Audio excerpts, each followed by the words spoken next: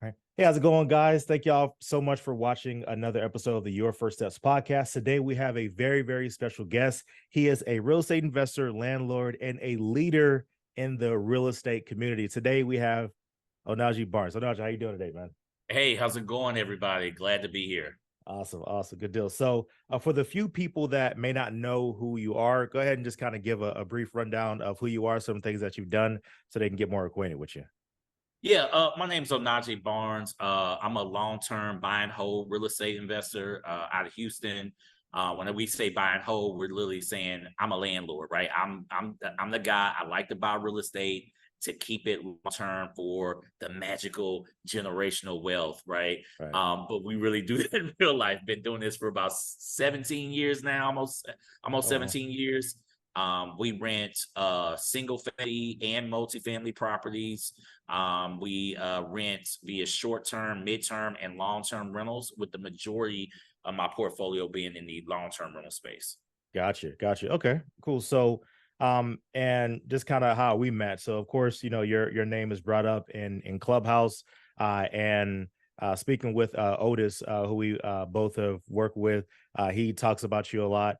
And actually met you once, I think a couple years ago when he had like a small meetup in like the hotel room that was there. So I got to meet Oh, you okay. in person that one time. So it was and me and my wife just took a course that you had, and it was amazing. It was about being a landlord, and it was just a lot of great information that was presented from that. So from there, I'm like, I needed to have you on the podcast. So I thank you for coming on. I And appreciate the so, invite for yeah, sure. yeah, no It's doubt, no always doubt. humbling to get the invite. Yes, sir. Yes, sir. So when anyone gets into real estate, I know it's true for me and a lot of folks that I have interviewed on a podcast, it always started off from childhood, or there was something that happened in childhood or something that brought them to real estate and where they are now. So kind of give me a rundown of what it was like growing up in your household, and then we'll kind of march forward from there to present day. So what was it like growing up for you? Yeah, you're spot on. Because I don't think I would be in real estate had I not grown up the way I did. I grew up in poverty, under the poverty line, statistic, whatever you want to call it. A single mom, four kids. You know, we were poor, and poor literally saying my mom made the most amount of money around the time I graduated high school. That was 12 grand a year. That's what she made. But the good part about the way we grew up was that we were poor, but we were stable. And a lot of people can't say that they were stable. And I'm very good with financial acumen, and, went to University of Texas at Austin and majored in economics. But I tell anybody, I learned my financial acumen starting from my mom. I mean, she was that person that could put two nickels together and make a quarter. And you're like, okay, most people who kind of living in poverty, they, maybe was moving around, getting evicted a lot, broken leases, lights always getting cut off and all that kind of stuff. I mean, that stuff happened. We had several places that we lived growing up, but it wasn't unstable. Definitely had moments where, hey, the lights get cut off for a couple of days, but not regularly. Right. Not to what I see out of some of my tenants and things of that nature. So I credit her a lot where we might have been eating beans 5 days straight or whatnot. Right, right, Sometimes right. we knew we were poor for sure. We knew we were the poor kids in the hood, right? Because all the kids in the hood are poor, and we were the poorest of that, right? Gotcha, gotcha. But for the most part, I credit a lot of my financial acumen just with her ability to make sound decisions, right? She didn't know how to make money, but she absolutely knew how to budget, right? Which me, a lot of the people online talk a lot about how to quote unquote make money, but they don't talk about the actual budgeting, expenses, knowing how to just think smart, right? And making the most out of the stuff that you got. I grew up in Houston in a neighborhood called Third Ward, which anybody who ever hears me talk or whatever, I'm always talking about Third Ward, historic Third Ward, Houston, and went to Jackie A School, which I'm very proud about. And just Houston, just having the rich history for African American people there, with Juneteenth being kind of founded out of Houston and Galveston. A lot of people don't really know that. So I'm very passionate about that kind of stuff and my neighborhood, and just trying to grow my neighborhood and all that kind of stuff. But for the most part, yeah, I mean, like my journey absolutely started just being in poverty and being poor. Man, you talking about what you never want to be, right? Right. So that was always my motivation, Gotcha. was helping myself get out of the situation, helping my family uplift. quote unquote generational curses, just really making sure that our family as a whole, this level of poverty at least stops with me.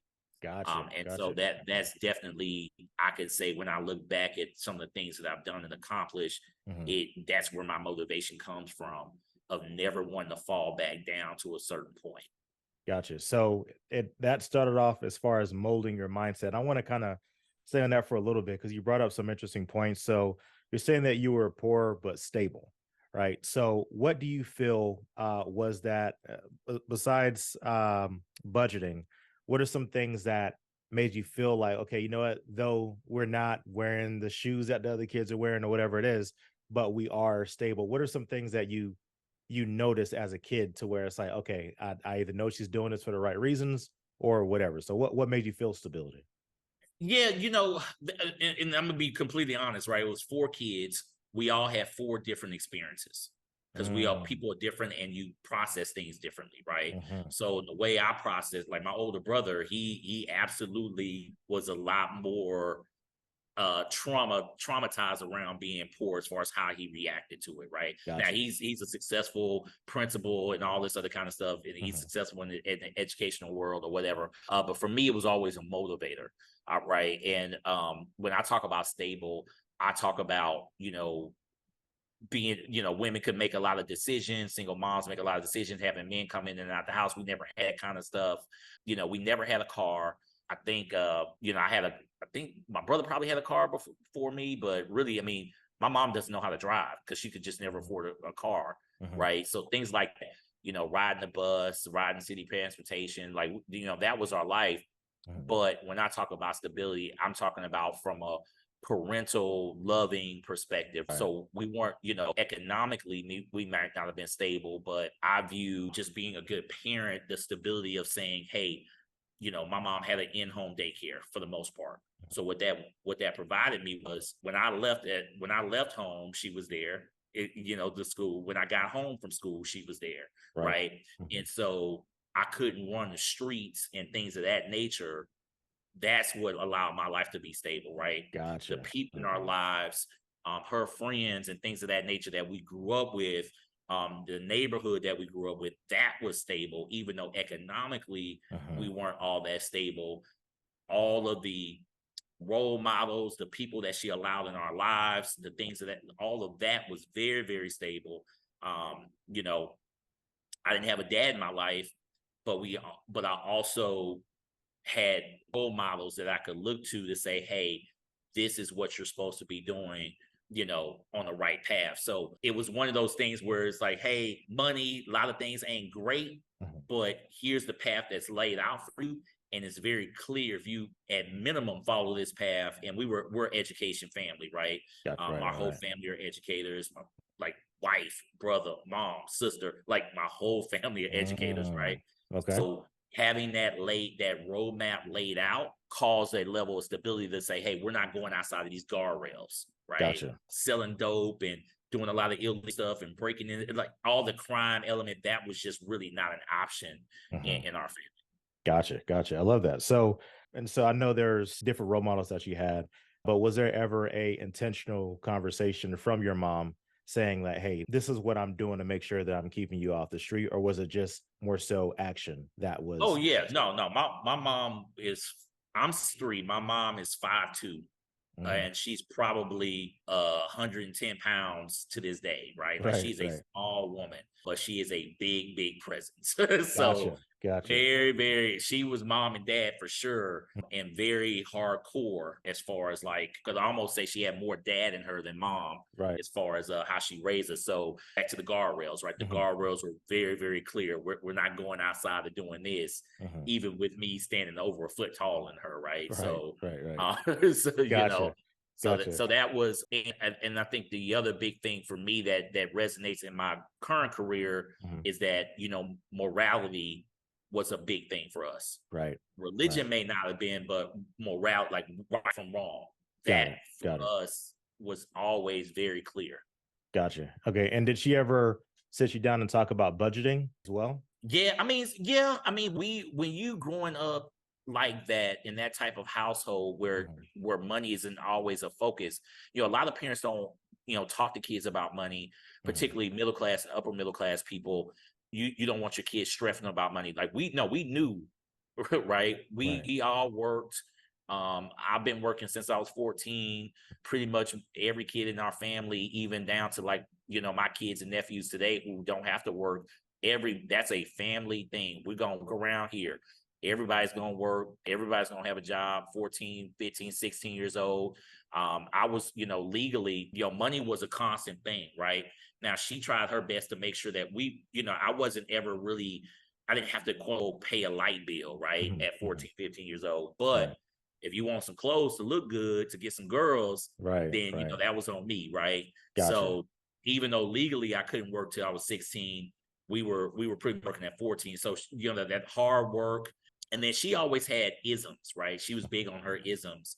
I always remember, she never had a lot of money, but she understood what an asset was for her. So she would say, hey, if I ever got some money, I'm going to go ahead and get some furniture now because I know we need it. And she never spent money on frivolous things. So that's why I said never, we didn't have a lot of money, but when she did have something, it went towards something tangible that could last a long time. Gotcha. So she don't know nothing about no investing. She don't know nothing about really being a good businesswoman or any of that kind of stuff. But she understood tangible things that were assets for her and her business at the time. And she made it last. Right. Gotcha. So for me, I think that rubbed off with me being a rehabber with just understanding how to make something out of nothing, so to speak. Gotcha. Okay. That kind of thing. So she was, she talked about, we talked about money, but it wasn't like, hey, do this to learn how to be an investor. She couldn't teach me that. Right. But she could teach me to say, hey, you know what? Live below your means. Got it. Right. Which to me is one of the first steps to actually becoming a successful investor is knowing how to budget. Going into real estate. So when were you first introduced to the concept of real estate as an investor? Yeah. So I went to, I graduated number 2 of my high school class, went to University of Texas at Austin, full ride. So, I was always good academically and all that stuff, majored in economics, but none of that taught me about real estate investing. Exactly. My first exposure was one of my older frat brothers, call him Prophytes or whatever. He was I think he's maybe about 4 years older than me. And he was still around Austin at the time, kind of took me up under his wing or whatever. And he was one of the first people. So he might have been, if I was 19, he might have been 23, 24. And he had 2 fourplexes in Killeen at like 24 years old. He was a realtor. He was kind of doing it. And so he was kind of my first exposure of someone like owning property, right? Gotcha. Not just a young person, there's someone that was not a mystical landlord type situation owning property. So that was one of my first exposures. And then to go back, I also had a friend of mine who had a profound influence on me. Me and him the same age. We were renting a house, and next door, his cousin was renting from his mom. And he was real cool, but he was essentially one of the richest kids in the whole neighborhood. His mom had over 25 doors, but they were very humble. And he was a single mom. He was a single kid from single mom or whatever. So it didn't never click to me till I was like more like 25 years old, like the experience I was able to like watch. And, so when I fast forward and I had my frat brother, that kind of put me on some game a little bit. And I would go back and I'm like, okay, I remember my friend John. I'm like, hold on, John's mom was able to take care of her siblings because they were renting for like, that's pretty cool. Right. So a lot of for me about real estate wasn't so much about being a millionaire and being rich and the Instagram. It was literally about how can I get my family to move forward? Gotcha. Or how can we reduce our floor, right? Like if you're going to fall down in life, and I've seen a lot of people fall down, right? Growing up in the hood, you're going to see a lot of people fall. I was like, how far could I ever fall? That for me was, how do I raise the floor, right? It really wasn't so much the ceiling. Right. It was really saying, hey, I don't ever want to be in poverty again. So between the combination of those two, that's kind of where real estate started clicking for me. Mm-hmm. And just to kind of fast forward, graduated college, got a job right out of college as a buyer doing the Project Runway type of thing on TV. Like I had a great job with Macy's. And it was called May Company, and they merged. I was going up the corporate ladder, doing the corporate thing. I mean, people, VPs saying, "Hey, you're gonna be somebody, Onaje. You're gonna be a leader in this company and all that." And 3 years in, major merger, 26,000 people get laid off. Oof. My whole division of Houston got laid off. Oh, right? jeez. And I'm like 25 years old. Wow. And Yeah. and that was probably, I had these moments in life that were like profound. This is like massively profound. So this was like before 2008 Great Recession. It was kind of like just when the big mergers were happening. Right. And so with that, the biggest thing I noticed was that the whole division was getting laid off, but I was being recruited to stay on with another division in the company because I was young and smart. But you know who wasn't being recruited? Cool. All of the older people. Got it. Because they were probably getting paid too much, basically, at the time. Or you're not young enough to be a leader, agent, or what, all that corporate mess or whatever. Right. And it didn't matter about race either. Right. So I mean, so for me, profound moment was us all getting laid off. I'm getting calls to everybody in the country, because in retail, buying world is a small world. So I'm getting recruited by Target, by JCPenney, by Macy's to go wherever, you know, for a job. The guy that trained me, that taught me this job, was 55 years old, had a 17-year-old about to graduate high school. Man. And he was getting nothing. He was getting no love. And so no severance package or nothing, like just you out of here. I mean, we got a severance. I mean, it was like a 6-month severance package. But what's a 6-month severance package worth to a 55-year-old dude, whole family and kids trying to get to college? What's that mean? Exactly. Yeah. So that was probably my aha moment that said, this isn't right. What am I doing? Like, what, this path that I thought was right, that I did all the right things. Remember that path with the guardrails I was just telling you about? I was doing that. Go graduate. I just told you, I graduated number 2 in my class in the hood, right? As a black male, right? You know, that ain't normal. Right. Went to the flagship school of my state, right? Prestigious degree. Got a good job out of college. I did the internship thing. I was hired 1 year before I graduated. I mean, that's check. Yeah, for real. Right? Seriously, yeah. Yeah, that's check. And then 3 years in, blow it all up. That's crazy. Right? Yeah. So with that right there, and like I said, this comes off quick because this is my cap moment, right? And I said to myself, I'm like, okay, something's not right here. Now, I got on with JCPenney. They were paying me like 25% more in salary. Nice. My girlfriend from college had moved to Houston, and she was down to move with me to JCPenney. And because she was so down, I'm like, okay, let me go ahead and give you this ring, girl. So she was riding with me. Right. And what was crazy was, but I had bad credit, and I could not. The company was paying for my moving service to move to Dallas to go to JCPenney. Right. They were paying me to move up, relocate package, all that. The relocators hitting me up like, hey, where do you want to buy a house? I don't know about to buy no house. Where do you want to rent? I'm like, okay, we're gonna rent here. And I could not get approved for the apartment. And it was so embarrassing to not get approved. My girl had to get the apartment under her name, and we're moving for me. Right. So that right there was the catalyst to say, bro, what you doing? Right. So you're getting paid. So that's where I was like, okay. And at that moment, that was the first time I actually pulled my own credit. Gotcha. Right? That was the first time you pulled it. Okay. So that's good. So it's I'm 24, 25, exactly. That's a blessing that it all happened. Yeah. And you know that credit score came back at? What? 498. Oh man. Yeah. I feel you. Yeah. So all of this happened in 1 year. I mean, like, I'm not 1 year, I mean months, right? Like, this is all smashed into months.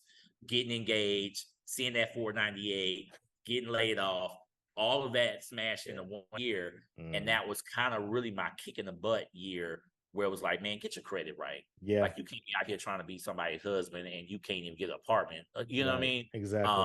You know, and oh, by the way, like, cool that you got this good career, you got this good job. Nobody gonna care when you're 50 years old. So what you gonna do then? Right. So all of this stuff is like turning in my head. Fast forward, get to Dallas, settle into Dallas. I'm having a conversation with my mentor, frat brother, the same one that had the fourplexes. He hands me this book that had kind of came out a couple years prior. Maybe the book was like 2 years old. Okay. And you know what that book was? Rich Dad Poor Dad.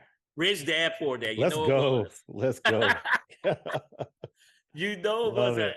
How often does that book show up on your podcast? Every single time. Every single time. Yeah. Every single time. So that's the book that he handed to me. And I read that one probably in 2 days. Okay. And I was like, call him back, give me more. He's like, yeah, that book ain't even all that. Read the second one. So the second one is my recommendation, Cash Flow Quadrant. That's the real book. Okay. Gotcha. By Robert Kiyosaki as well. Everybody talks about Rich Dad Poor Dad. The real book is Cash Flow Quadrant. Gotcha. And, all right. And so read that, took crazy notes. I've read that book 3 times, passed it to everybody I can. And that's where the real estate came in. That's when it was like, okay, I need. So now it was like, okay, look, and then what's crazy, then at that point, all of my economic stuff that I studied in college came back. Gotcha. Okay. So now I'm filling my brain with all of these economics. And what's crazy, I'm in Dallas. So read that book, boom, knock that out. Read Cash Flow Quadrant, knock that out, bam. And then I actually went back and read like 3 or 4 of my books in college again. And it was like, okay. And now I'm clicking. Now you see the application for the stuff that you was reading. Right. So now I'm understanding inflation. I'm understanding the macroeconomic stuff, right? I'm understanding, because for me, a lot of it started with purchasing power and inflation and things of that nature, right? And then cash flow. And then it's like, okay, now you're understanding assets and assets that make money, right? So now this is where I understand wealth and what does wealth really mean versus being rich versus having a good salary, right? Because I had just learned that having a big salary don't mean nothing, right? Okay, speak on that. Having a big salary and you're rich and wealth, have money. Explain those differences on why it's important. What's the differences between all of that? Wealth, having a high scale salary. Okay, so let's talk about, most of us understand, go get a good job, have a good job, make a lot of money. Right. And we make the terrible assumption that we're going to be making that money forever. That's the worst assumption that we can ever make, especially on a job, right? Example, a couple of days ago, good personal friend of mine making $225,000 a year, starting investing in real estate, stretching himself a little bit in middle deals. He calls us like, hey, OJ, I just got laid off. His life got blown up. Man. So the crazy part about that is that's not guaranteed. How much is your life is based on that income. So real wealth is when you are having income come in that you don't physically have to work for. You don't physically have to be there. So many things can happen in life. Obviously, people lose jobs all the time. Layoffs and stuff like that happen all the time. And then you got to bounce. That stuff can set you back massively to not have consistent income. Right. And to work. And what if you get sick? What if you got you have a baby and you actually want to take paternity leave or maternity leave? Right. Think like just having the flexibility, right? So let's just talk about the difference, right? That's just having a high salary. That don't mean nothing. Being rich is just literally having a high salary or having a lot of money in your bank account. Right. Wealth, having a lot of money or a lot of assets that generate money. Okay. Gotcha. That's the difference, right? So when we talk about wealth, we're talking about having assets that make money on its own, right? Cash flowing assets. We're talking stocks. We're talking businesses. We're talking real estate, right? Which is different than having a job. Right. Right. I'd rather make $100,000 in passive cash flow than make $150,000 on the job. Gotcha. I You feel hear that. what I'm saying? Right. Because that passive cash flow, I'd rather make 100 in cash flow than 200 on the job. Because I still got my 40 hours. Right. Right. Exactly. I like that. I can go hustle if I want to, or chill if I want to, or go vacation if I want to, right? And so when we think about that, and then also in the higher level of wealth, what we're talking about assets. I didn't say just things, right? I'm talking about assets. And when you talk about assets, you're typically talking about things that might have an inflationary edge to them, right? And what are we talking about? Inflation's all in the news right now, right? Yeah. Everybody been talking about inflation for a couple of years. Right. Hear what I'm saying. I was talking about inflation 16, 17 years ago. Right. So were there any indicators that you saw back then to where it's like, hey, something's about to happen, or was it too early in the cycle to determine? So I'm about to go do a little lesson right quick, right? Okay. Yeah. Something how you said it. Right. Inflation has always been around. Right. America got off the gold standard by Richard Nixon in 1978. Okay. When that occurred, inflation's been through the roof. Right. Okay. The dollar has lost 93% of its value since 1993. Wait, what's that number again? 90 what? 93% of its value has been devalued. Since what year? 1993. 93. My goodness. Right. Wow. So, and I knew it was a lot, but that was a lot. think about this right now. You know there's this currency called a penny, right? Currency called what? Copper. A penny. It's copper. Yeah. With Lincoln on it, right? Do you have any in your wallet right now? No, it's no. You ain't. You ain't got no pennies. No, I really don't. But you know the government has made the penny. Like the penny is a currency, that it's something that you could use. You don't use a penny now. There's no reason to use pennies anymore. Right. But for like 100 years, like pennies like was something of value. Right. Do you know that it costs more money to make a penny than what the penny is worth today? That's wild. That's wild. It's believable, right? Yeah, I can understand that. Yeah. So inflation's been around for a long time. We're in a hyperinflation era where purchasing power is rapidly declining, right? But inflation has always been around. Matter of fact, the government, the Federal Reserve, wants inflation.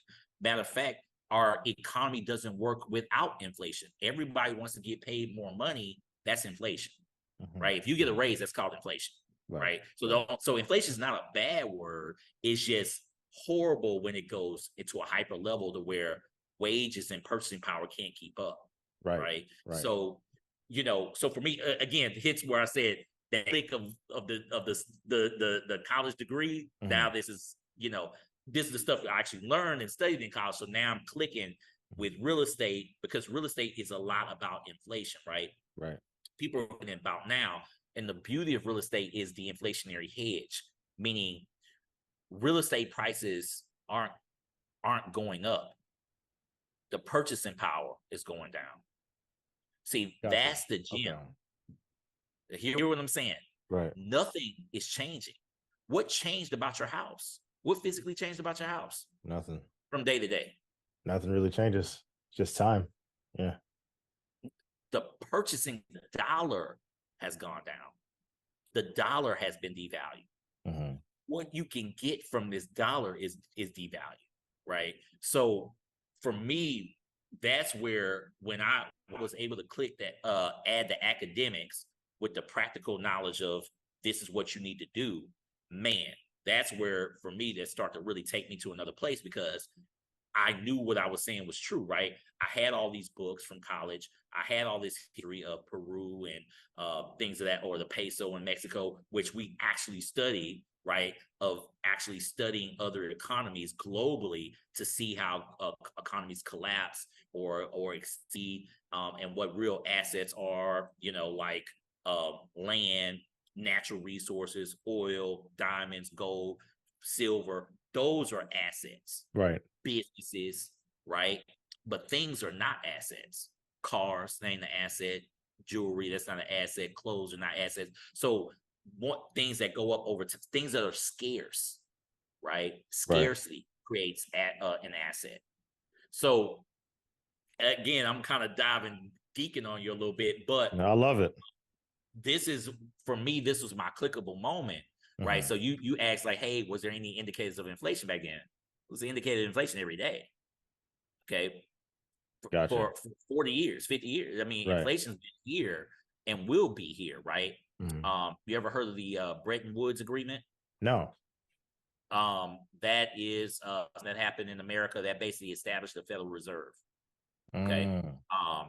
And or a central bank, right? You hear all this talk about central banks, right? Mm-hmm. Central banks essentially control the monetary policy. And I'll tell you when inflation started, or I wouldn't say it started. You ever heard of what you've heard of, FDR, Franklin Delano Roosevelt, Mm-hmm. the New Deal? You ever heard of the New Deal, right? I heard the Green New Deal, but I'm not sure if we're talking about the same thing. Okay, so the Green New Deal is the new version of the New Deal, right? Gotcha. So the Okay. New Deal was FDR's signature policy. And I'm gonna name some things in the New Deal that you absolutely heard of. This thing called Okay. Social Security. You like Mm-hmm. Social Security? Yeah. That's the New Deal. Okay. Minimum wage. Things like the HUD department. Well, the HUD departments came out from MLK or whatever. But the government having a role in the economy, essentially. Mm-hmm. That's FDR. That's why people know his name as a president versus a president that you never heard of his name, right? Right. Because Right. he's considered one of our great presidents because he got people out of poverty. Like Mm. think of the stock market collapse, the Great Depression. You've heard of the Great Right. Depression? Right. He's the Mm-hmm. president that got us out the Great Depression. Gotcha. Gotcha. Okay. So, and before the Great Depression, you had the bread lines. You see the bread lines and all that kind of. Mm-hmm. That's where the New Deal came into play. So there's no more people are poor now. People have top problems, but the bread line thing, you don't really see that. That's not really happening because you Right. have Right. SNAP programs, you have food stamps and things of that nature. So all of that came out of the New Deal. And Gotcha. essentially it's possible because you have a central bank to be able to print money when a country needs money. There are times where the country legitimately needs money and to be able to inject into our population, right? Gotcha. Gotcha. Or building roads and things of that nature, right? There's a Mm-hmm. reason why the government builds roads and not everyday industry, right? Gotcha. So Mm-hmm. anyway, long story short, all of these things cause inflation. Mm-hmm. But if you have enough economic output to exceed the inflation, you're okay, Gotcha. right? So Mm-hmm. building roads and bridges, you always kind of hear political people talk about building roads and bridges and Right. broadband. That's printing money, but conceptually, you could see if I'm able to get from point A to point B faster, maybe our economy moves faster, right? Gotcha. Gotcha. That's easy, right? Right. Or Right. if I'm able to have a broadband internet access to do a Zoom call, right? So Mm-hmm. we can talk across the world with Mm-hmm. each other. We're able to do commerce better and faster, right? Which increases Gotcha. our economy. So that's a Gotcha. good sign. That's a sign of good inflation and government action, right? Gotcha. Gotcha. What we're experiencing in this world over the last 4 years, we had a lot of money being printed that Mm-hmm. didn't go nowhere. Gotcha. Okay, because people are staying in for the most part. Is that the main Well, issue? if Or? you just give somebody a check for $700 and they just go spend it, you kind of just got a little cycle of recycling of money, but it's not a bridge. Gotcha. Okay. Okay. A bridge is going to be here. Right. So remember when I told you I learned a lot of my stuff from my mom? Mm-hmm. What did I say she told me? Always buy something tangible, assets that could last a long time. Mm-hmm. She was not formally educated in economics. She absolutely understood the core basis of wealth building. Gotcha. Right. Gotcha. So you want things that can last for a while, right? So you could go spend $100 on a steak dinner, right? Or you could spend it on a car that fix your a part that fix your car that could last longer. You see Right. what I'm saying? Right. So Right. so this is kind of the core basis of good, strong economics. Mm-hmm. And what we've experienced over the last, X amount of years, PPP loans, that stock buybacks, things of that nature does not circle the economy. Gotcha. Gotcha. Very interesting. Because Payoffs just Bailouts don't circle the economy. You're not getting Gotcha. anything tangible. So it's Right. interesting that you say it that way, because the way that it was always explained was by just injecting money into the economy, things were just going to stabilize itself. But by just injecting money, something that I've heard Patrick Bet David and a lot of other people talk about is, if you give money to everyone, then the money's going to eventually float back up to the richest people in the country, because they have the businesses and things of that nature. Because And they buy assets. they bought assets. Exactly. So the asset is more of like a, I guess, like a net to catch additional funds and overall a hedge against inflation. Yeah, and that's where, you'll hear Congress always arguing back and forth about how they're going to spend the money and what's in the budget, what's not in the budget, because people differ on what they think an asset is or where they think money should go. Gotcha. Right. Mm-hmm. So again, I'll say, if you do economic stimulus by cutting taxes, that sounds great for a lot of people. Mm-hmm. I argue that goes nowhere. Why is that? Because they're going to just they'll spend it on something, and you'll get a temporary stimulus. To your point, you'll get injection that will hit the economy, but temporarily, right? I'm gonna give you an example. You ever see on TV these movies out of Europe and Japan where these high-speed trains? Mm-hmm. Yeah. That go like 300 miles an hour. Right. Why we ain't got nothing in America? Good point. And where, and just think about it like this. Where you live? Where do you live? I live in Fulshire. I live right outside. Oh, okay, you're in Houston. Mm-hmm. Yeah. Okay, so Texas has talked about doing high-speed rail from Houston to Dallas, to where you could literally get to Dallas in 30 minutes. Oh man, jeez. Think about that for a second. What could that do for our economy? Yeah, that'd be huge. Now, okay, you might not know this. Will they also do stops in between, or is it just straight shot? They probably have, like, I think there's like, it's on the docket, but it's maybe 2 stops or something to that effect. Right. Because there's this whole idea of making a triangle between Dallas, Austin, San Antonio, and Houston, right? A triangle. And where you could literally get to each city in like 30 minutes. So gotcha. Think about what it would do for the economy. Yeah, and I'm also thinking about it from the perspective of real estate, to where now these like rural areas in between, you can afford to you can come up on that. And so that would have long-lasting economic effects for the state of Texas, correct?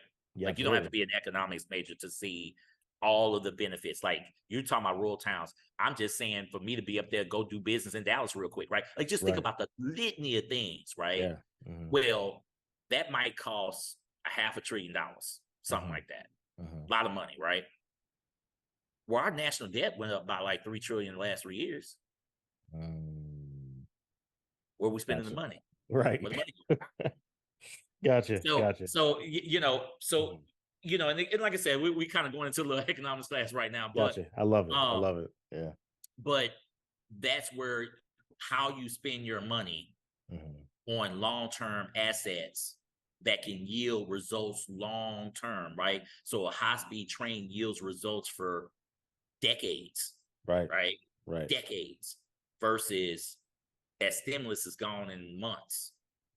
Gotcha. That check goes away in months. I mean, like, okay, how many steak dinners and it's real, may put your money on rent or whatever, but for the most part, I mean, people aren't spending that on assets, right? Right. So, when you talk about a piece of real estate, that's something that you can rent out, right? You can short-term, long-term, mid-term rent it. You could rent it out. I get tired of renting it out. Hey, son, you want to go to college? Like, hey, come stay at this spot. My nephew just got into TSU and he's a freshman at TSU. That's 6 minutes away from my boutique hotel. Okay. And he's staying in the dorms, but he has an option if he wants to in a couple of years to come stay at that joint, right? There you go. Right. That's an asset to my family. If he had to pay rent or room and board, I mean, that's huge, right? Right. Absolutely. And then again, I can pass this on to my kids, or they could sell it, or they could do whatever with it, right? But this is something that can stay, right? So Right. let's say I got $700,000-800,000 in equity in this thing. Mhm. X amount of years that might turn to $1 million, paying down debt, whatever. Right. Now this thing is with us for, it could be forever or temporary or whatever. Right. We Right. can keep generating cash, Mhm. right, to pay some bills or whatever. These are tangible things that can last and make money. That's where I like to differ between, like I said, cash flowing assets Mhm. that go up in value. That's a inflationary hedge, right? Mhm. So we have long-term wealth. Now, ask me this question. Now we're about to get into it. Let's We just go. playing Let's first. go. Okay. Let's go. Let's go. Let's go. Uh-huh. So who ask me if I like inflation or I hate inflation? Do you like or hate it? I love inflation for Mm. me, Mm. selfishly.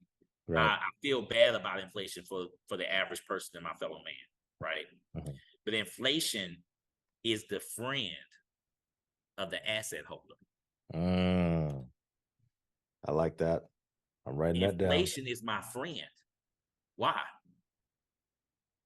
because all your assets go up in value the longer you Correct. hold it. Yeah. Correct. My assets go up in value. I don't. So if we understand that inflation eats away from your purchasing power, right? Mhm. As things become more expensive, right? You get to buy less things, which essentially makes you more poor. Correct. Right. Right. Now, if my income is able to keep up with inflation, I'm never moving behind. Mm. Right. Right. Now, you want to name something that Yeah. rarely Compared to a goes down? job, well, something that barely goes down. I mean, as far as like an asset, I know there's cycles of real estate that drops, but then it eventually rises over time. It can, but Mhm. there's a thing within real estate that rarely goes down. Right. Damn right. And what Gotcha. do I like to do? Gotcha. Collect Rent rent. property. Right. Right. So I joke. I don't. It's not a fact, but rent rarely goes down. Hmm. Rent don't go down, Hmm. right? It can go down, but I've never had to. All of my rents year over year has always gone up. Gotcha. I think a lot of that has to do with the area too. Like if we're in like a California or something to where things are crazy overpriced. I think Yeah. for COVID they had to temporarily drop it. In New York they had to, but then as soon as the world opened back up, then they're like, all right, here we go. Opened up the floodgates and they're just charging whatever they want to charge now. Because they kind of Well, missed well, out in a couple of years. well. How can they? So let's just talk economics again. How Mhm. can they just charge whatever they want to charge? Demand is There you back. go. Yeah. Supply and demand. Right. So, and if you control something that has a finite supply, which is real Real estate, estate. Yeah. as my good friend, one of my good friends says, well, not my good friend, but Oprah once said, real estate's the only one of the few things that God ain't making no more of. Mm, that's real.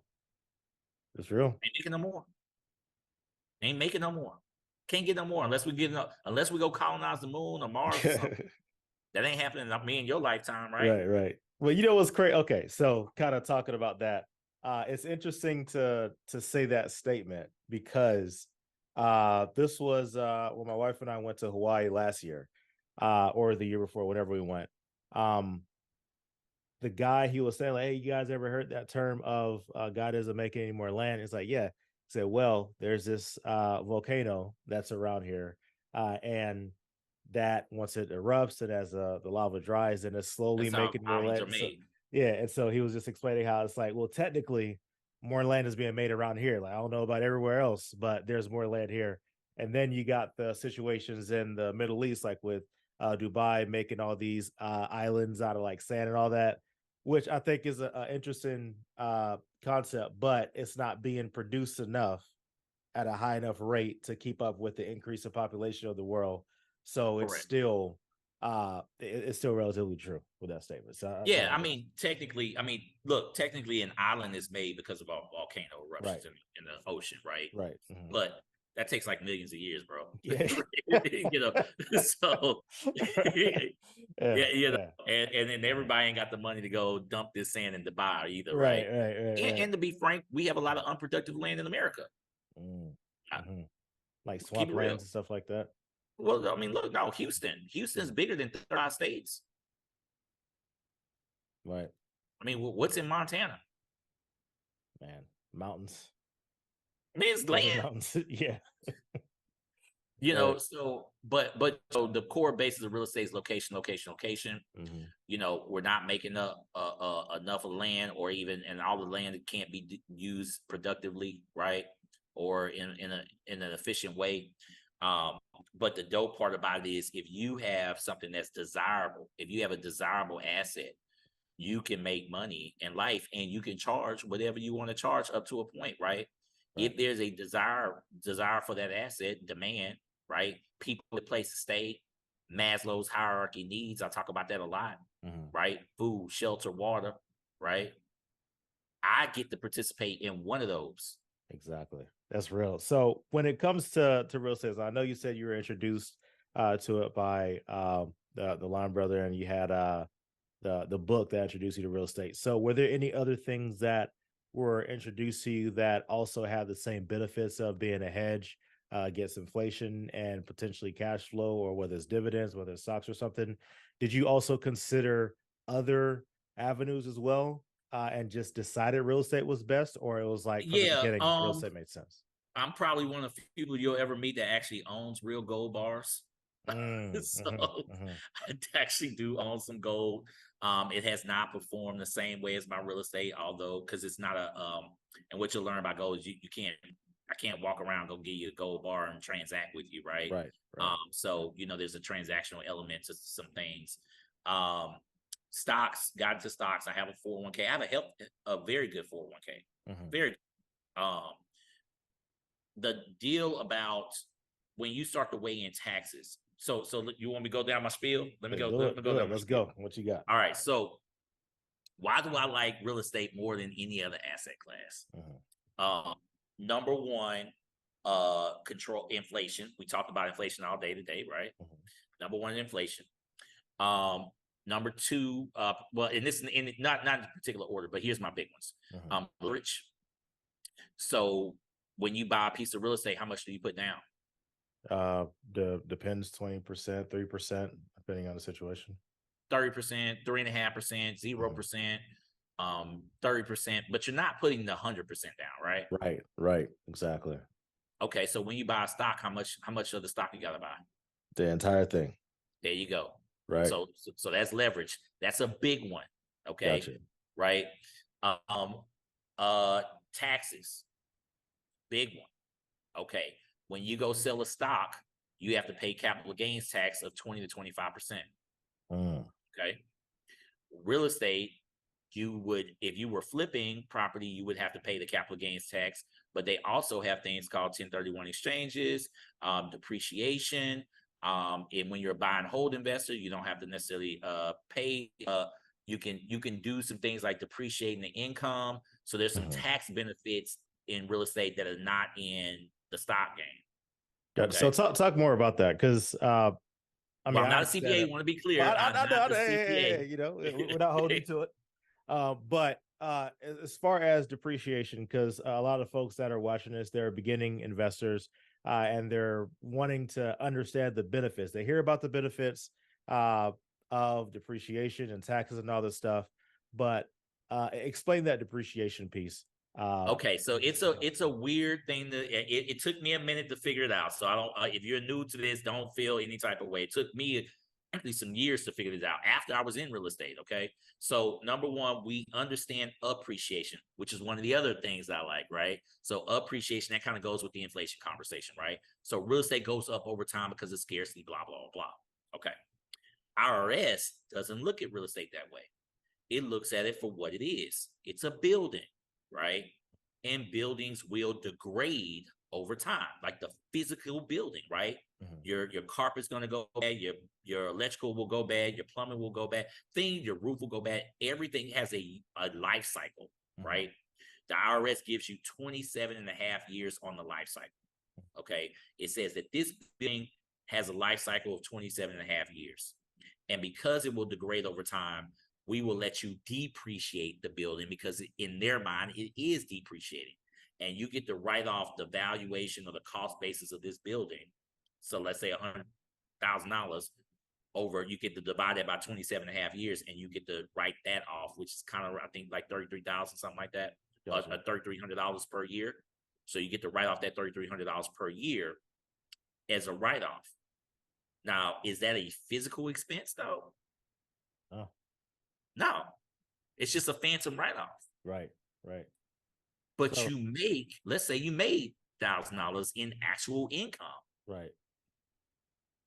That goes to zero. There you go. You really made the $3,000. Right. But you wrote off the phantom write-off. So now this brings up a question. Because we're getting into the multifamily space.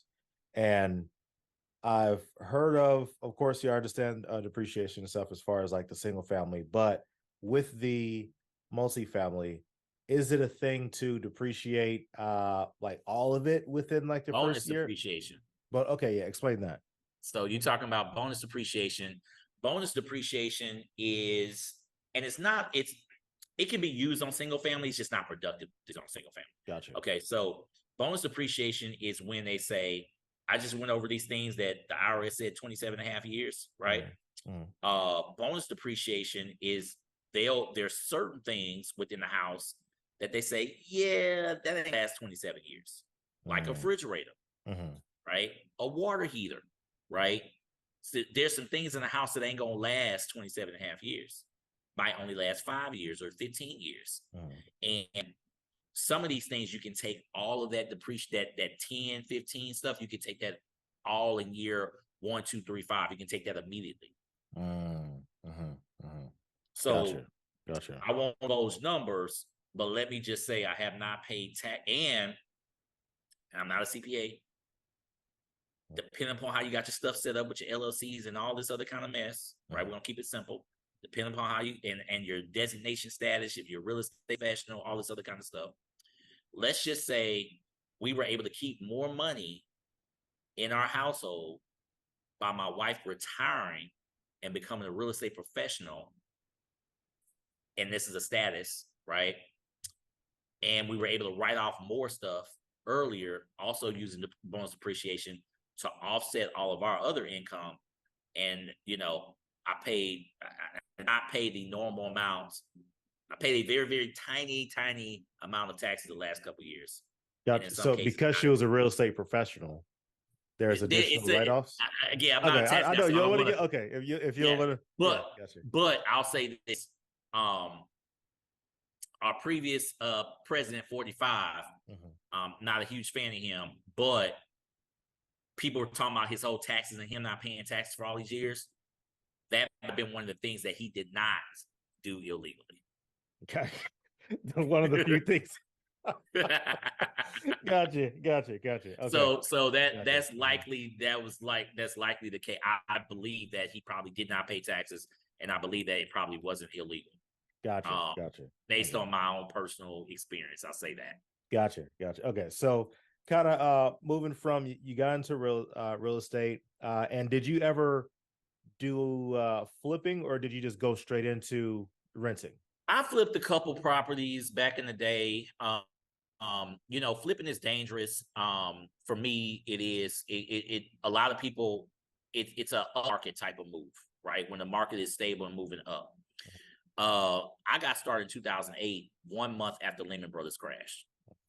Okay, so Lehman Brothers crashing was the start of the Great Recession and all that, and the world going. So that's when I got started in real estate. Right. So I got started like I said, on the downturn. So it really wasn't, it made sense to rent. Nobody was fixing up a property, putting it back on the market. Because when I got started, I saw a bunch of flips. I saw a bunch of people's flips that the market was just going down. They didn't do anything wrong and they lost money. Yeah, I saw a lot of builders about a bunch of money. They didn't do anything wrong. They just lost a bunch of money because the market was crashing, right? Yeah, such a wild time. Yeah. So, and then also remember kind of the fundamentals that I was on, right? So I was fundamentally on assets, cash flowing assets, depreciate these type of things, right? Wealth building, right? Right. You don't gain wealth by flipping property. Gotcha. Right. You don't. You get rich. Mm-hmm. Okay. You can make a lot of money. Yeah. You have a salary, but flipping is a job. Yeah. Wholesaling is a job. Being a realtor is a job. Being a lender is a job. Not knocking those at all, because people can make a gang of money doing that, all of those. But I was not in the business of looking for another job. Gotcha. Right? Because of all the things that we talked about earlier, right? Mm-hmm. That's what I was not in the business of. I could get hurt. I could whatever. I need some Wi-Fi money. I need some up in the morning money. I need some. It's the 31st right now, and I'm gonna wake up tomorrow morning and have a bunch of money in my account. Right. That's about to happen, right? There you go. Let's So, go. Let's go. No, that's about to happen tomorrow. Yeah, exactly. Yeah. So, that's what I was in the business of, right? So do I know how to flip? And as I get older now, that's something that I have to do more transactions that, as me and my wife, we talk business. We like, hey, we need to do some more transactions to kind of cash out some stuff, move it to some different assets. We've got some properties that are assets that might not be assets for my kids because the buildings are so old and they might want something newer. So we're looking at that kind of stuff a little bit more now. And we have economies of scale with our construction teams and things of that nature. So it's easy for us. But I've been exposed to most of the strategies. I've wholesaled. I've done. My wife is a realtor, hence the real estate professional status. So we do some. I can lend. I do some lending. I can do some stuff. But ultimately, all of that, and I still got a day job, right? A lot of people don't know that. But like 9 to 5 part time or what's the deal? 9 to 5. Oh man, I love it.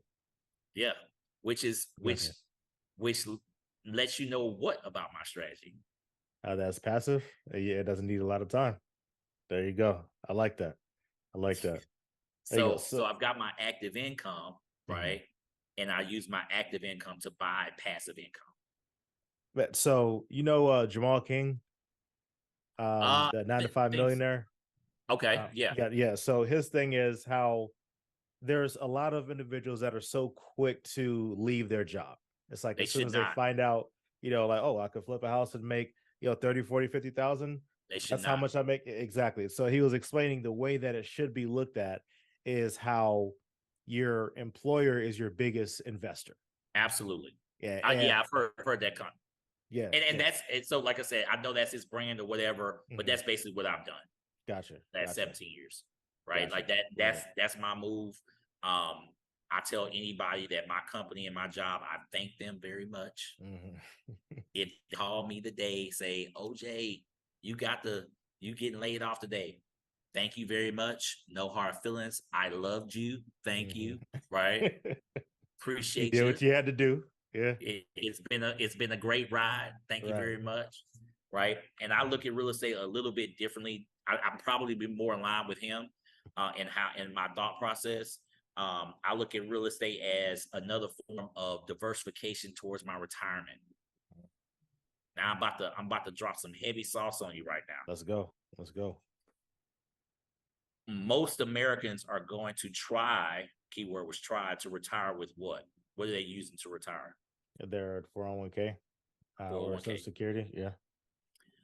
How long has the 401k been around? How do we know that people can retire with a 401k? I know it's fairly recent. So within the last 50 years, 50, 60 years? Gotcha. Early 80s. Early 80s? Whoa. Okay. Whoa. I did not know that. Good. I want to say about 78, 79. Gotcha. Okay. Early 80s. The 401k is a tax code. The 401k is not it's a tax policy. Okay. Now, if it started to get popular and the tax code, and you can look this up. I mean, late 70s, early 80s was when the tax code was written for the 401k. You can Google this. The author of the 401k bill never intended for this to be a retirement vehicle. He is on the record as saying this. So what was the intention? Tax benefit. Gotcha. Okay. Right? Healthcare savings plan. You know, people got a lot of healthcare savings plan. That's just a tax benefit, right? Right. Writing off your mortgage payments and your interest on your taxes. That's a tax benefit. Right. Right. That's all it was. It's a tax benefit.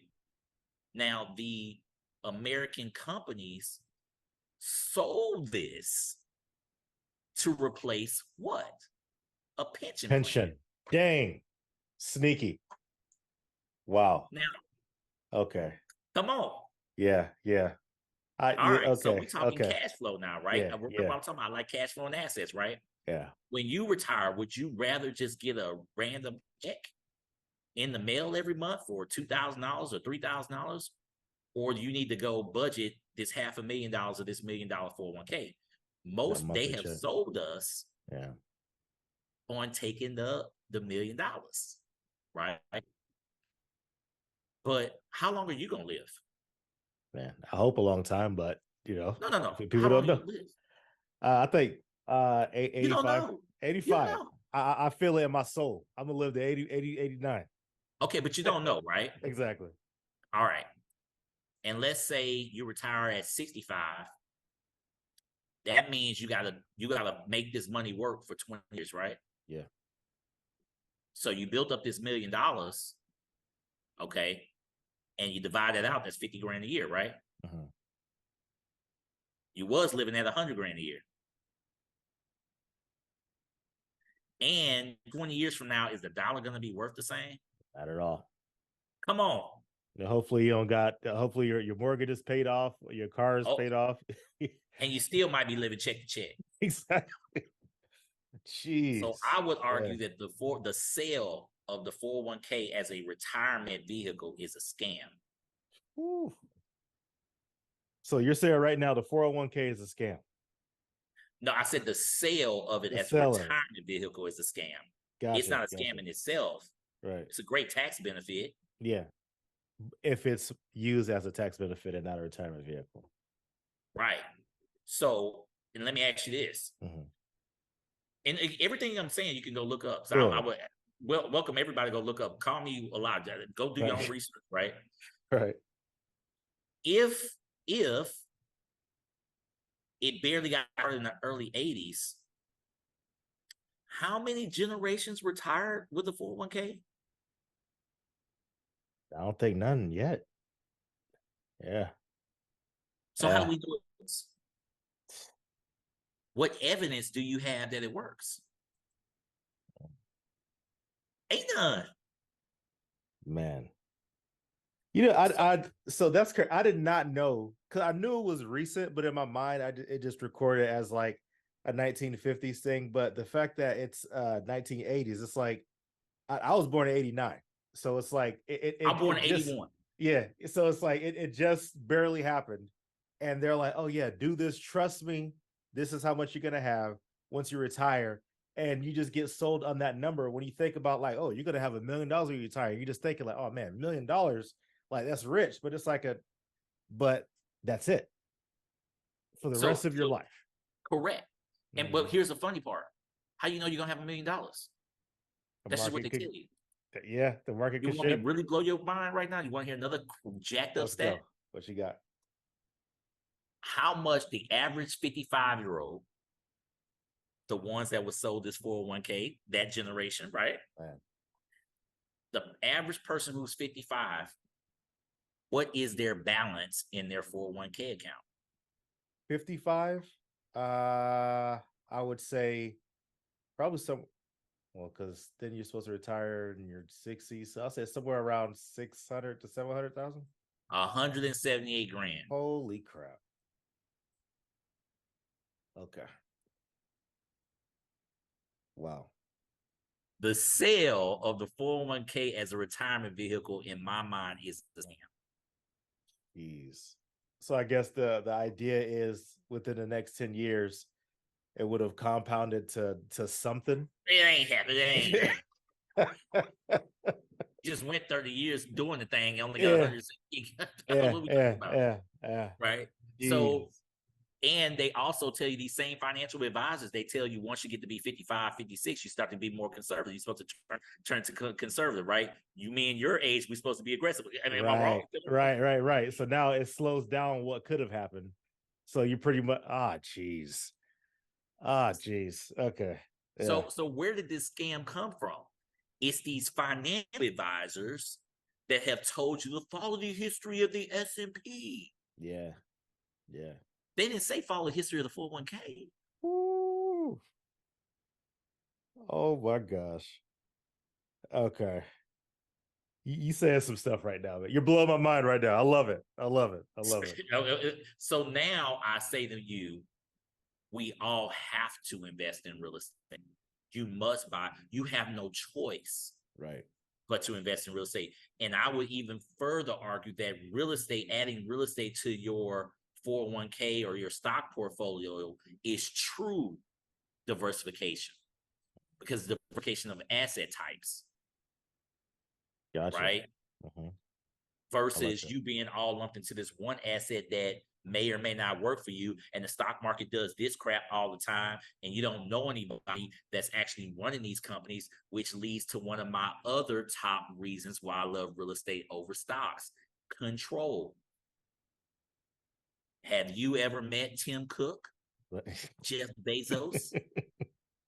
Not at Are all. they in your phone? That way I can look them up on Google, but that's about it. If you gave Jeff Bezos $100,000 to buy some Amazon stock, is he going to take your phone call? Not at all. Can you say, Jeff, man, what are we doing with Amazon right now? Your stuff is going down. I need more return out of my 100 grand. I need you to do something with my money. Can you do this right now? Not at all. No. But if you get that 100 grand and buy a rental property or whatever, you absolutely have control over your destiny. You can go fix up the yard. You can go fix up the roof. You can go get a tenant. You can go choose a better tenant, like we learned in the Wealth Masterminds community, right? You can go add some granite, put some colored paint. You ain't got that much money. You can go do it yourself, right? You can put in sweat equity, real equity, but you can force appreciation. You can have control over whether this is an asset or it's a failure, right? Now, for me, I kind of like that. Maybe call me a control freak, maybe call me whatever, right? But I like the idea that I can control some of my own destiny, right? I'm not sending money off to some random dude that ain't gonna pick up my phone call, right? And I might get arrested if I go try to call him, if I try to pull up on him, right? The laws of clank me, right? There you go. Where my money at, Jeff? Clank. They arrested me, right? Right. But I can push my real estate to have more value. I could turn it from a long-term to a short-term rental. I could put it on Section 8 to get guaranteed income. I could do these things, right, to force my asset to make more money.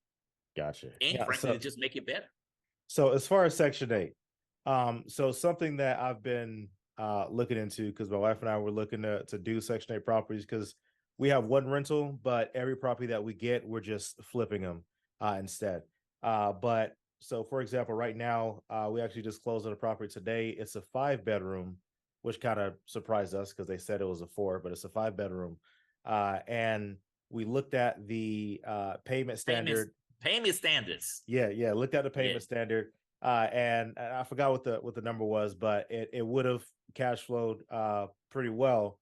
But are we looking at what the maximum of the payment standard is for the zip and that property type, or are we looking at what the market rent is and just maybe add like $100 towards that? It's tricky based on the zip code and all that, right? Because certain zip codes, they actually pay above the market rate. Other zip codes, they pay below the market rate. A little known fact, that's the way the HUD department manipulates our neighborhoods, by the way. You really, the key is finding a family. Each voucher is different. So I don't know if you actually have any Section 8 properties. We got well over 30, 35 Section 8 tenants or whatever, been doing that since damn near day one, right? My second and third tenant was on Section 8. So I personally love Section 8, teach Section 8 class, all that good stuff, right? So the voucher goes by the individual in the household. Okay. So the payment standards is letting you know kind of like what their max is. a lot of times you have to kind of find, and it's not guaranteed to pay the whole amount. Most of the time, 60-70% of the time, the household will be paying a portion. So, it can be more than market rate. And oftentimes it is. For us, that's part of I wouldn't say it's all of our strategy, but I do know certain investors that invest in certain neighborhoods and certain zip codes just so they can get up to 130% above market rate that Section 8 is willing to pay out because of whatever HUD rules that they want to do at that time to kind of change markets and all that kind of stuff. So is that the magic number of the most that you can get is 130% of what the market rent is? Yeah, they would pay as low as 97%, meaning below market rate, or they could pay up to 130%, depending upon the zip codes. You ever hear these sociological ideas where if you take a kid out of the hood and put them into a good neighborhood, maybe they do better? Right. The HUD department actually does that. Okay. Gotcha. Yeah, gotcha. So that's what the whole payment standard thing is sometimes with the zip codes. Gotcha. So just to kind of give they won't say that, but that's what's going on. Gotcha. So to give an example, and I'm just kind of making up the numbers, but it's like a similar situation. So get a house, the market rent is about 1,800, but the zip code says that for that amount of beds, they'll pay up to like 2,300. So is it a thing of you can just charge that 2,300, or is it well, what is the market rent? Maybe a couple $100 above that. They do kind of want to do a market analysis study. If you are in 100% and below, they're definitely going to be on your butt to make sure that you're not quote unquote scamming them or bleeding out the system or whatever. If you in one of these other zip codes, they probably, or they could let you make it part of the process. You do go through a market analysis portion where they want to make sure what you're charging is in line with the market rate rent. There's some ways you kind of help yourself a little bit there as well.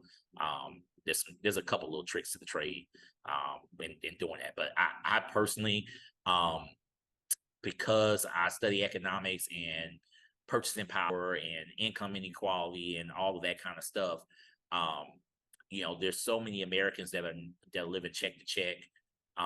The poverty line is a lot higher than what people want to talk about. If you're a household making 30 grand a year, I mean, you probably you're below the poverty line, right? Or 40 grand a year, or whatever. I think it's like 54 or something like that. So for me, I'd rather give me a guaranteed check, man. Gotcha. So it's more so compared to well, I guess I'll kind of go into the class and get a better understanding for that, because I just wanted to make sure that we're not running on numbers based off of. No, you should not. No, you should not. No. So let me just stop. Let me just answer the gut to the chase. Right. I do not subscribe to anyone running the writing, right, based on anything above the market rate long-term rent in the area. Right. Whether that's Section 8 or short-term rentals, or doing a housing the homeless per bed or HUD VASH, any of that kind of stuff that's extra, let that be extra. Right. Gotcha. Okay. But for sound financings, like sound underwriting, you always want to underwrite to the current market rate in this moment. Gotcha. Makes sense.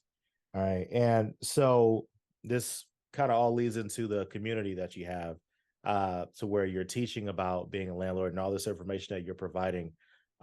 What brought that idea about to be like, you know what, I think this would be a good idea to start this because more people need to know about it?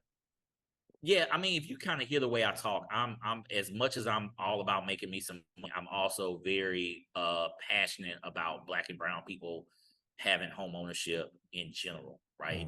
Particularly African American people, we have a 43% home ownership rate. You hear these stats about Black wealth going to zero or negative in like 2028 and all this kind of mess, right? That's all real. And it all comes back down to real estate. We don't own real estate. We sell real estate. There are aspects that we're absolutely well off than our forefathers. And there's a lot of aspects that we're not better off, right? We're not better off than the eras of the Black Wall Street. We're not.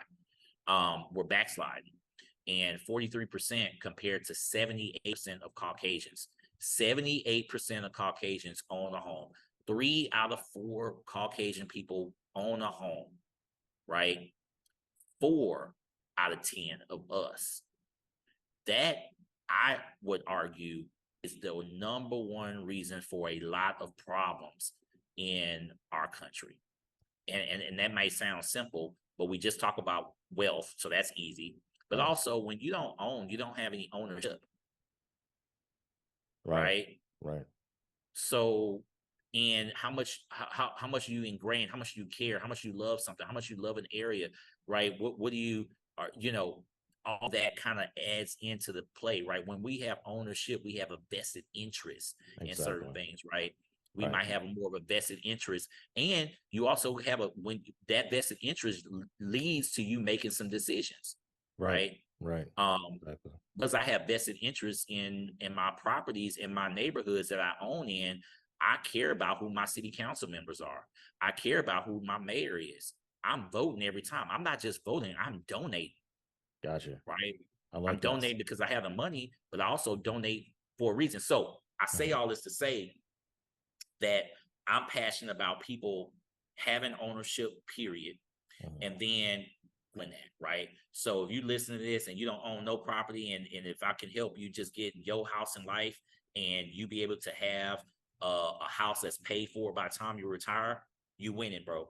You win Gotcha. it, Right. right? So it's something that you said when it comes to ownership in a community. So something that my old pastor did. I'm originally from Central Florida. So my old pastor, they're in an area to where it's kind of known for crime and the surrounding area. And he was speaking about the importance of having pride in your community and taking action to make sure that it overall improves. So, right behind the church, there's this huge shopping center, and there's a dumpster that's in the back, but it was always like over full and just trash everywhere. And so, what he told the congregation to do is to have everybody email it and call the city to report this trash that was there. So it was hundreds of people reporting all this trash that was going on.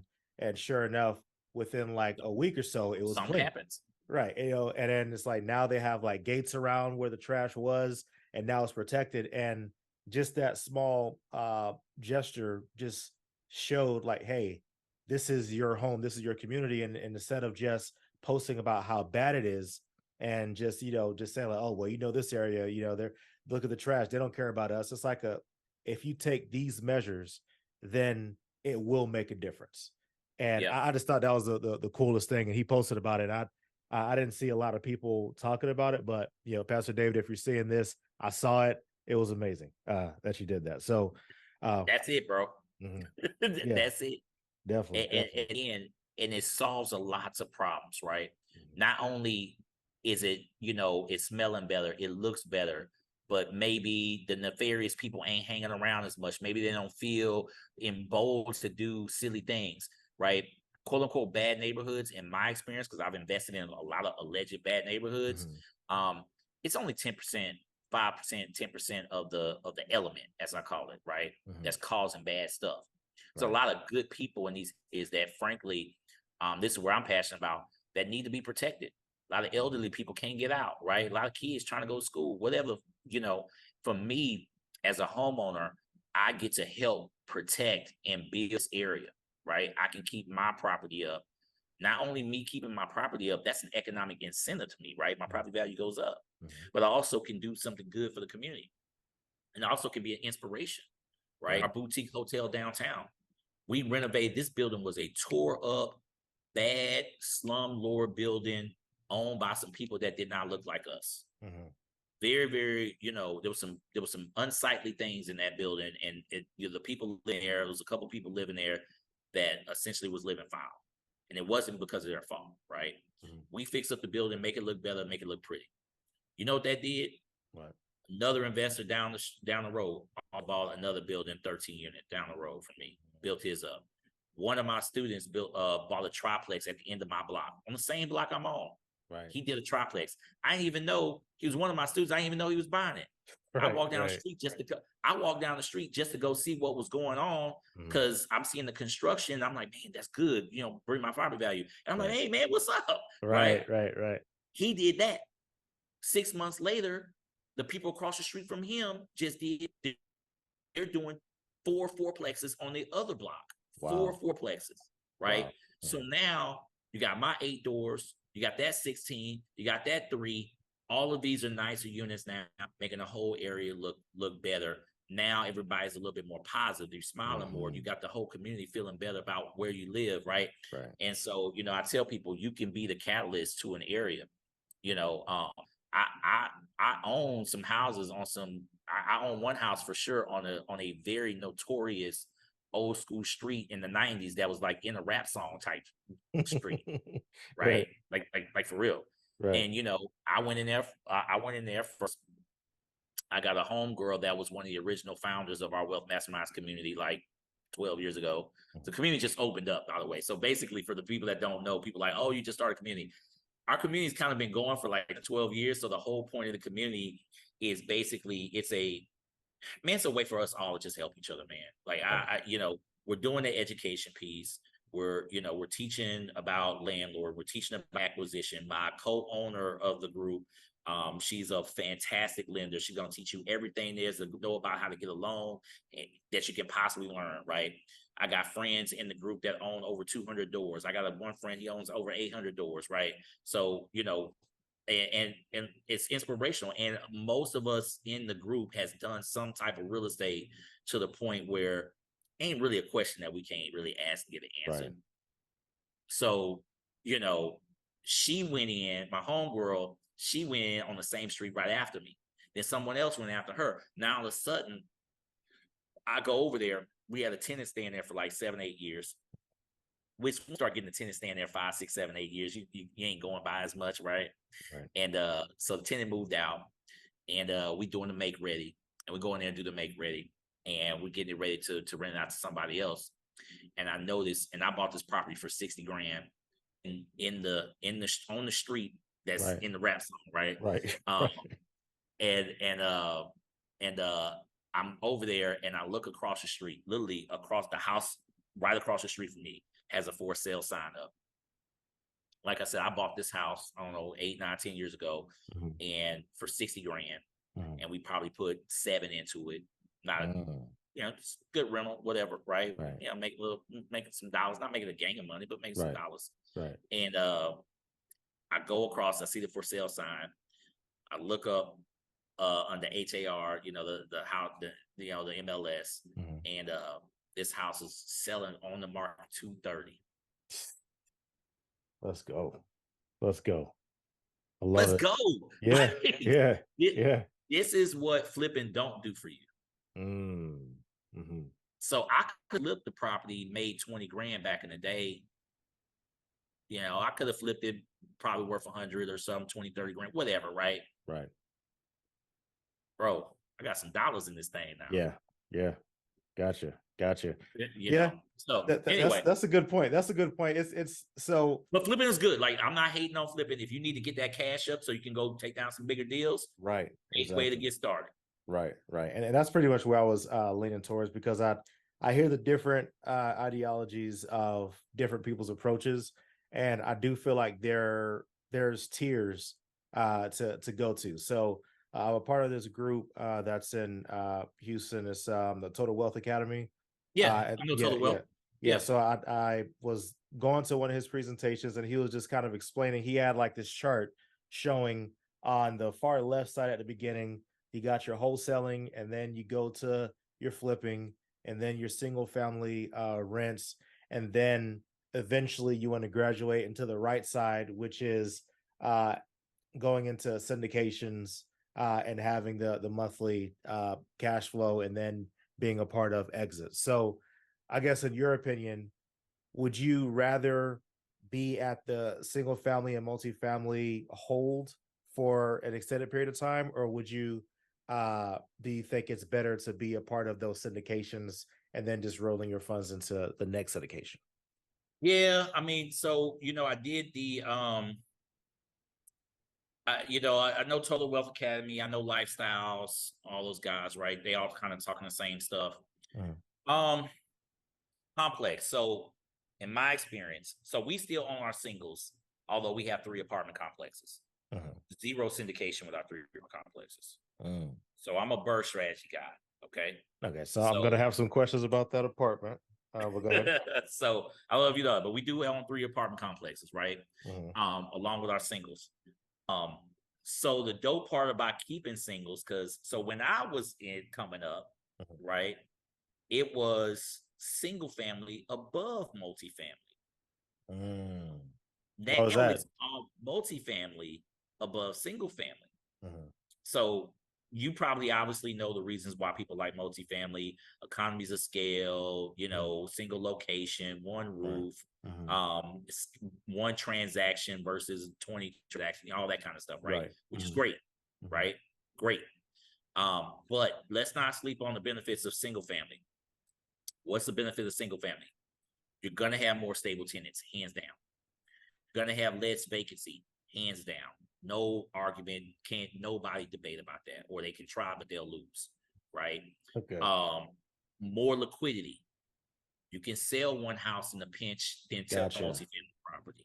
Gotcha. Okay. Okay.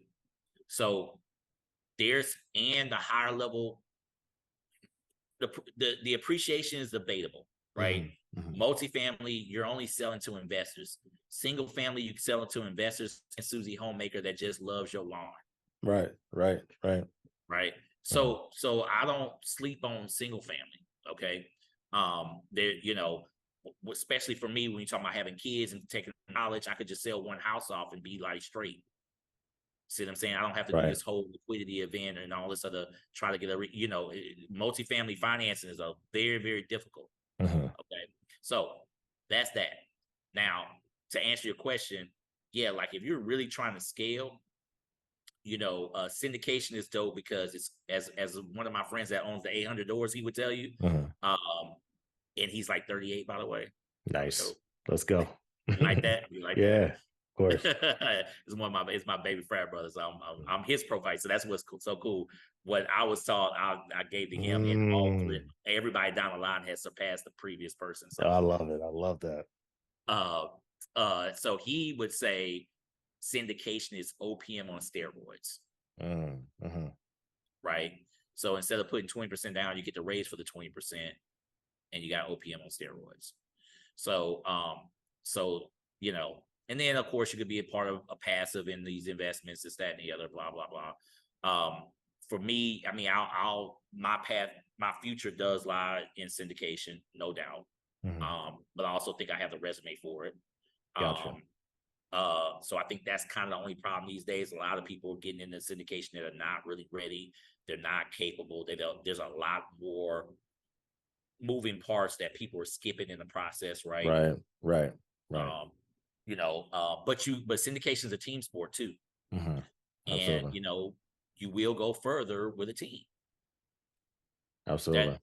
no doubt about that. You'll go further as a team.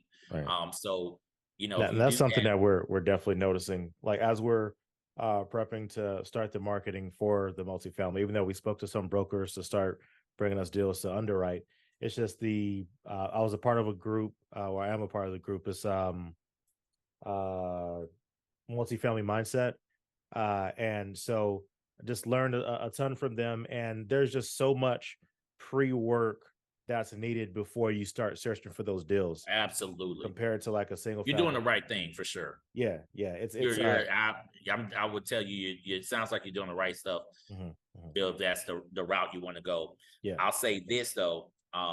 One of the guys that I listen to locally in Houston is a guy named Boris Sanchez. I don't know Mhm. if you know him. No. Look him up. Look 'em up, yeah. He got a little bit, he's a anti syndication, anti all the way Burr. He's like, look, you burr some, you keep some, you sell some, whatever. Um, the one thing, like I said, my future lies in syndication. But I'll say this: I ain't got a whole lot of people to answer to.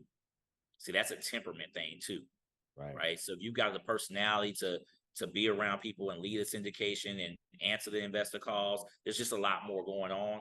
Well, Mhm. for me, I'm a speed demon.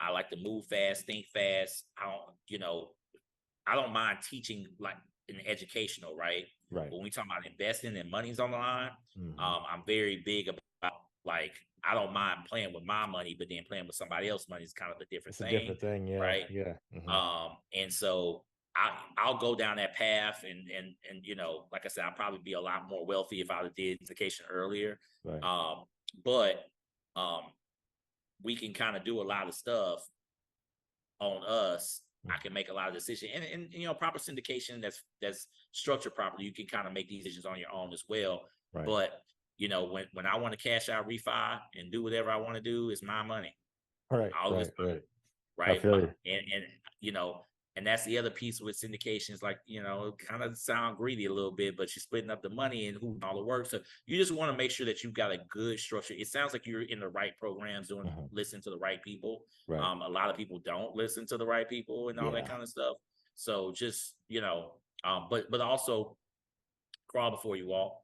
Yeah. It's Yeah. okay, and Absolutely. you're doing the right stuff. When Mhm. it's time to accelerate, you will. Mhm. Um, Mhm. like I said, for me, we probably if I've been an investor now, I was kind of really slow because I was a 9 to 5er, right? Mhm. But we probably if I've been investing for 16 years, I would say 10 of those was just single family one by one by one. Gotcha. Gotcha. Okay. And then it was like light bulb, I ain't getting nowhere with this. Yeah. So then I was like, okay. Then I literally tripled our account in 1 year. Then, By doing what? What did you do to make that happen?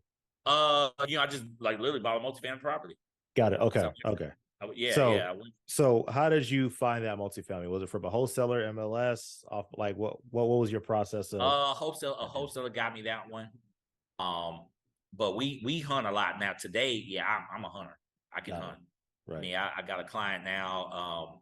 So that's something we kind of do with our. We have probably my wife is a realtor. I do coaching, so and I can hunt my butt off. So we hunt deals for clients or whatnot. Gotcha. Help them find properties or find opportunities. That's really the gem. I think that's the skill. Mhm. Okay. So I'm not sure how far you into the game, but Mhm. that's the skill that I would tell you to get strong in. Underwriting, vision, seeing things that other people can't see, understanding how to add value. That is the skill of a true syndicator.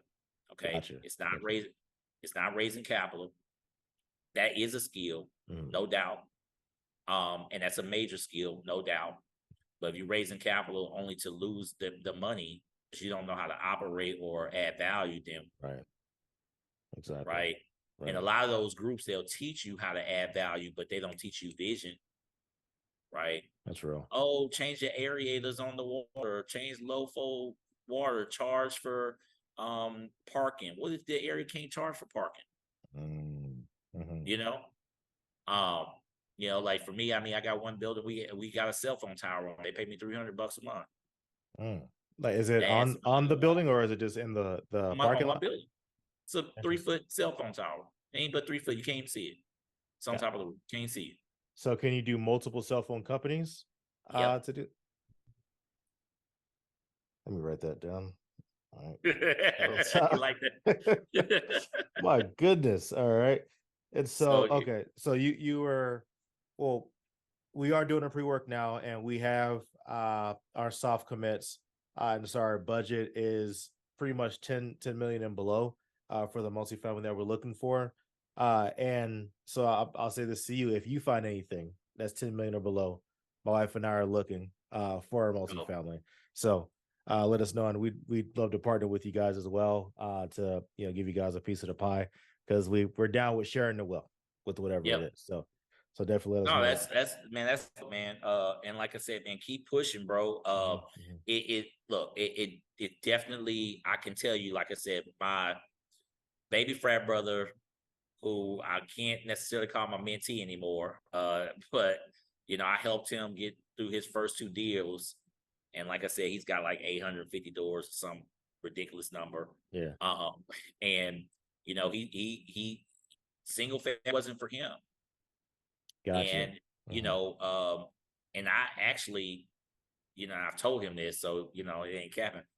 When he first got into his first couple of deals and he was having some struggles with landlord and all that kind of stuff, I didn't think he was going to stay in real estate.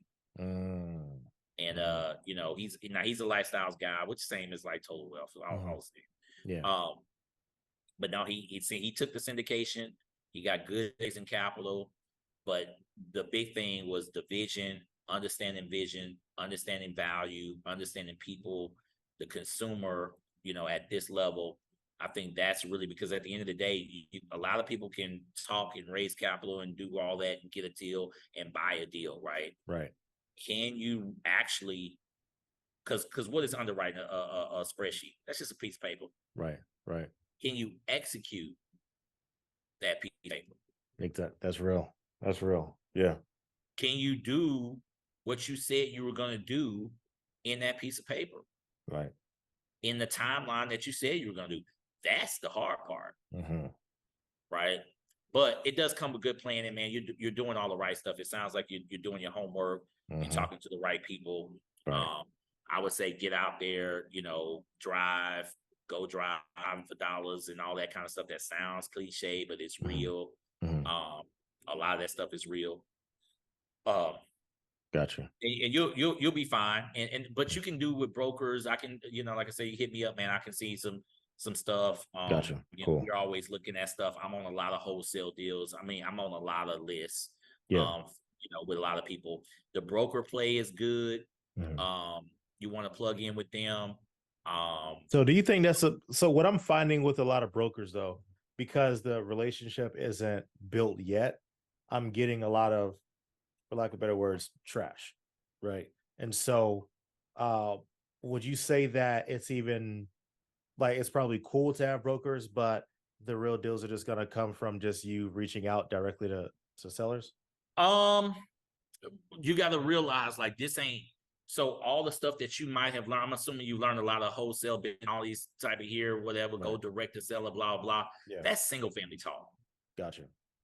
Okay. You got to understand who you're dealing with. You're dealing with high level investors. Anybody who has bought an 80 unit or 50 unit complex, it's not grandma that don't know her value of her property. Right. I mean, for real. Right. You know what I'm saying? Now, I ain't gonna lie, the 3 properties that I bought, I was able to get all of them based on a distress situation. Gotcha. Or somebody's ignorant some type of way. My first property, every 2 weeks they were having a snake out the building. They thought they had a cracked pipe in the ground. And essentially, like, the guy didn't know how to solve the problem. The plumbing was backing up for the whole building, like literally every 2 weeks. He was snaking it out every 2 weeks. Right. Didn't know you don't use a snake on a commercial building. Okay. So that he ended up selling that to me to a discount, thinking he was getting over on me, lying. Basically, he said everything's fine, and I get the building.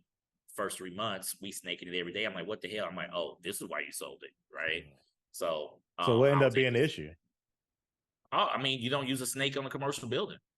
The building's probably 100,000 square feet in length of the pipes, and he's using a 50-foot snake. Gotcha. He ain't going nowhere. Right.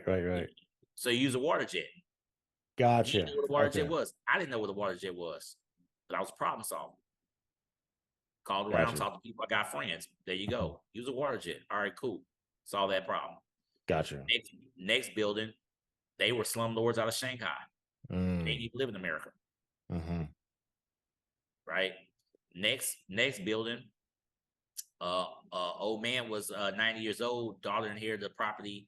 She finally took over the property. She's 67 years old.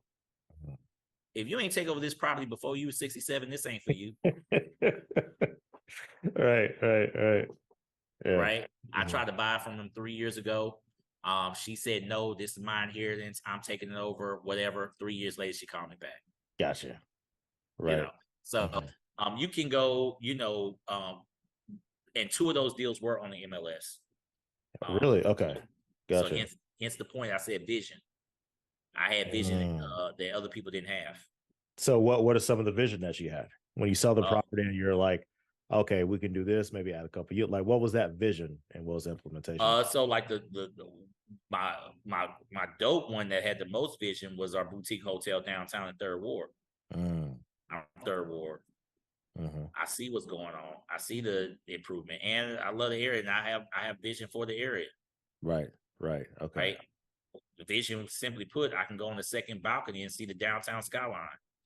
Gotcha. I can go to I can drive the Toyota. I can get you in the Uber and pay $6 for an Uber to be at Toyota Center.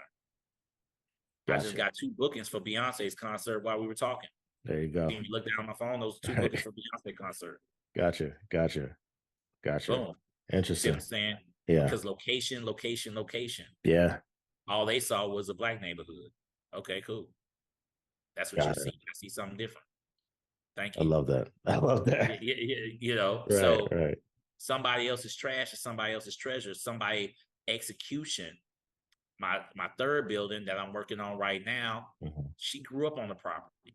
Her daddy bought it 30 years ago. The biggest problem for a lot of landlords, how do they become tired landlords? Because they can no longer see beyond themselves.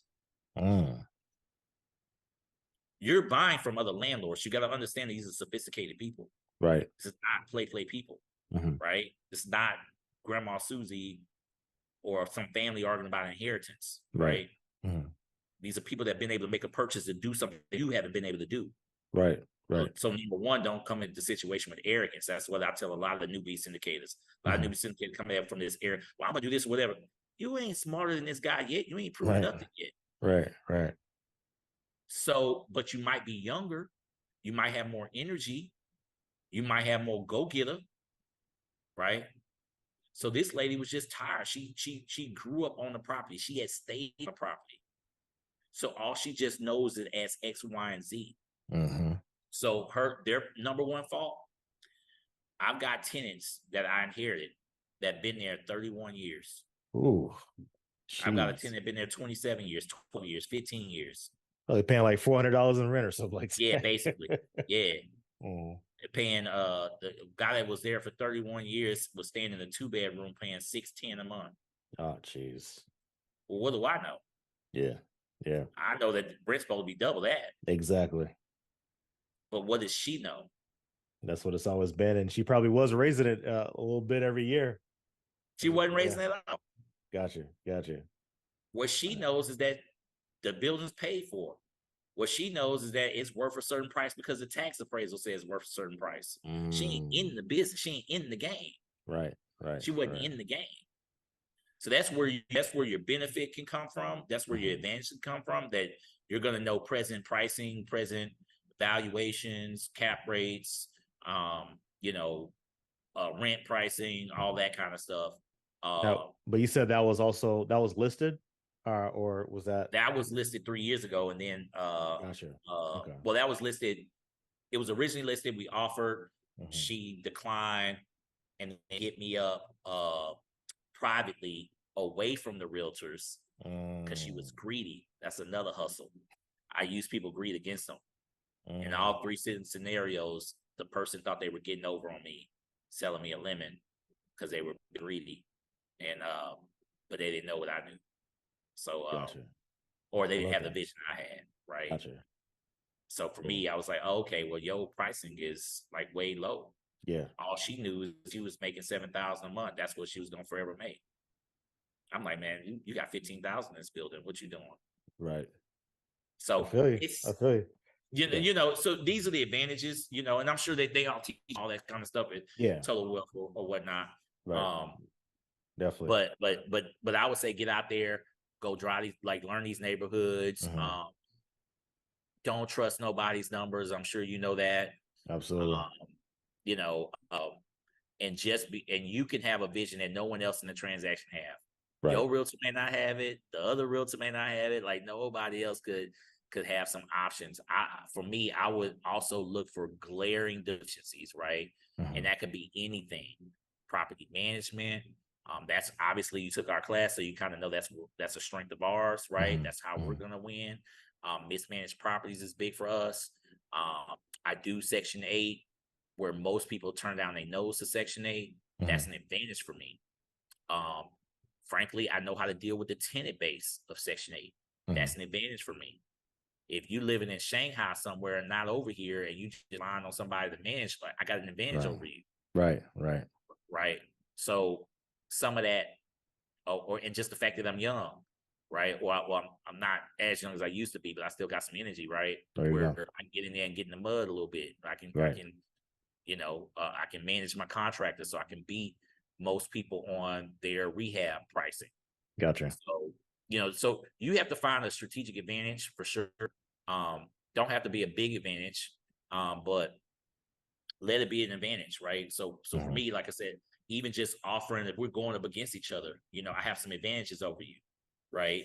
Because there's some things that we know how to do. You might thinking you can do it, but you don't know for certain, right?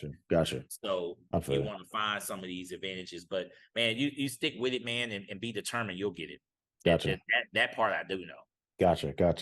I figured. So go ahead and change pace a little bit. So what I found that everyone that I've done a podcast with, and a lot of people that are in real estate and that have found success in real estate, is that they read a lot of books. All right. And a lot of, you already mentioned a couple of them. And you can see I have like a lot of books that I'm reading as well. And I learn about different aspects of real estate, business, self-help, things of that nature. But if you were to name 3 books that you would recommend for everyone to read that is looking to get into real estate, you already mentioned 2 of them, but what are 3 books that you would recommend? So definitely Cash Flow Quadrant. I think it's Gary Keller with the Millionaire Next Door or something like that. Okay. I forget who writes Never Split the Difference. That's a good book. It's called Never Split the Difference. I forget who, you probably got it up there. Yeah. It's up there somewhere. I got it up there. Yeah. I'm gonna give you one. This is a difficult read. Okay. The Wealth of Nations. The Wealth of Nations. Okay. Oh my God. You just turned eyebrows. Never heard of that one. Well, I've never heard of it, no. Bro. The Wealth of Nations. Okay. So what's great about that book? This is written by one of the forefathers of America. Okay, let me I think it's Thomas Jefferson. The Wealth of Nations is commonly referred to as the first book on capitalism. It's old school. And it's a difficult read because it's old as dirt. Okay. Yeah. Adam Smith. Gotcha.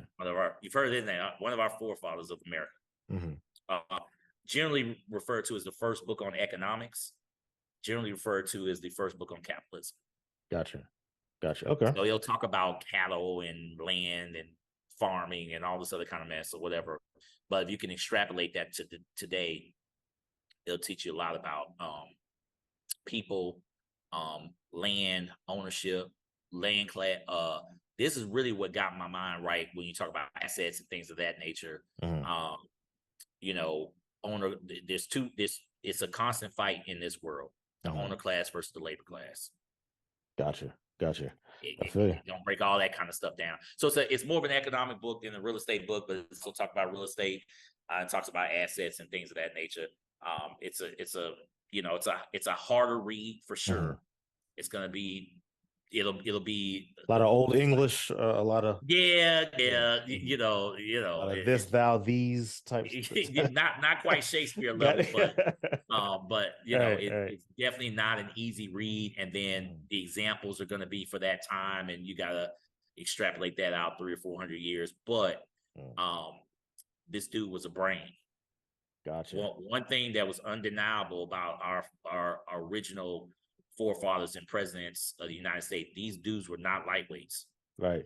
I've read several, what I could read from Lincoln and all that kind of stuff in the past. These dudes are a whole nother level of it. It makes you rethink how we elect presidents these days. Gotcha. Just say that. I feel you. These dudes were not lightweights, man. Gotcha. So it lets you know, like, okay. So anyway, that's a pretty good book for the people. So I read a lot of Thomas Pinckney. He's won Nobel Prize in economics probably about 6, 7 years ago. Guy out of France. He's got a couple books on like income inequality, modern capitalism, things of that nature. Gotcha.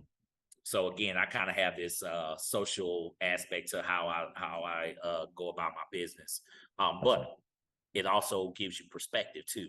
Mm-hmm. So it makes Gotcha. me harder in like understanding when you kind of see how the system work. Mm-hmm. Um, Thomas Pink really good stuff when you see these conspiracy people online talking about they and the Illuminati and all that kind of Yeah. mess. Mm-hmm. Yeah, you read a couple of these books and you realize how silly these people are talking this mess. It's just higher level thinking and just understanding how the mess works. Right. So Gotcha. is it real? All that kind of they're controlling, all that Right. kind of Right. yeah, there's a they when you read this stuff, but then you realize like, okay, it's just a lack of understanding how money works and Right. how labor works and how ownership works. Gotcha. Right? Gotcha. I feel you. Which will So, make you a stronger investor because then you're going to get into things like interest rates and stuff like that. mm, So I would actually tell you to kind of you got a chance, man, some of that stuff before you kind of go hard on it, buying multifamily because you'll start to understand interest rates, which have a direct correlation to valuation and how to buy and mhm. see there's an avalanche of commercial buildings that's about to go under in the Yeah. next yeah. Yeah. So That's anyway, I'm actually going to this event in Orlando with I think it's I know his last name is Rod Cleef. Rock Khalif, Yeah, yeah. So I'm going to his deal good. He's good. next month. Yeah, he's interesting. Just kind of watching his stuff. And though I feel like multifamily mindset, they give a lot of great foundational information on what you should do and how multifamily works in normal circumstances. But I feel like what's like how you're saying, what's about to happen and with the sharp increase in interest rates and everything that's like here and is about to happen, Rod is more so of like, all right, here's what I'm seeing. Let's talk strategy on what's about to come. So I think it's interesting. But Yeah, I follow Rock Khalif. mhm. And I've been on several stages with him in Clubhouse. Oh, nice, nice. Yeah, sharp guy. Mhm. Um, yeah, he's that's the kind of for me that's the kind of conversations I have. And I got some, those are the conversations we try to have in the wealth masterminds. That kind of Gotcha.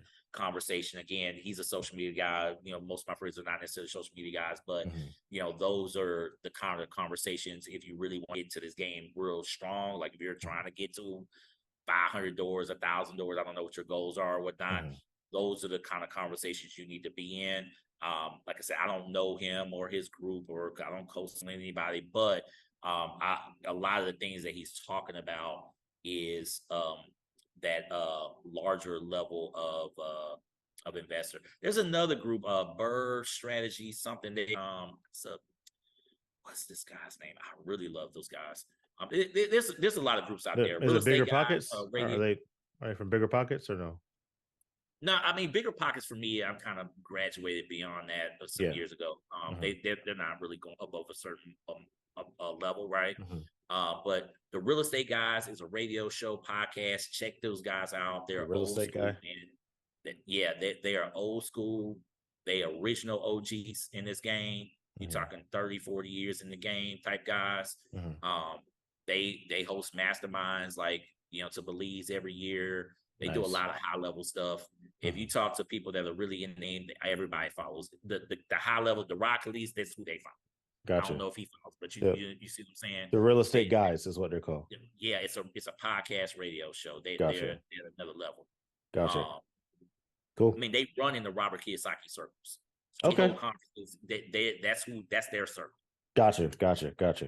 All right, cool. Yeah, and So then they now go ahead, go ahead. go ahead. Not gonna say we're about to go into a lightning round. So I was gonna let you do your thing and then we'll get to the next one. Okay, Yeah. around. Okay, gotcha. So lightning round. All right. So what I do with the lightning round is I basically ask a few random questions. These are not as goofy as they usually are.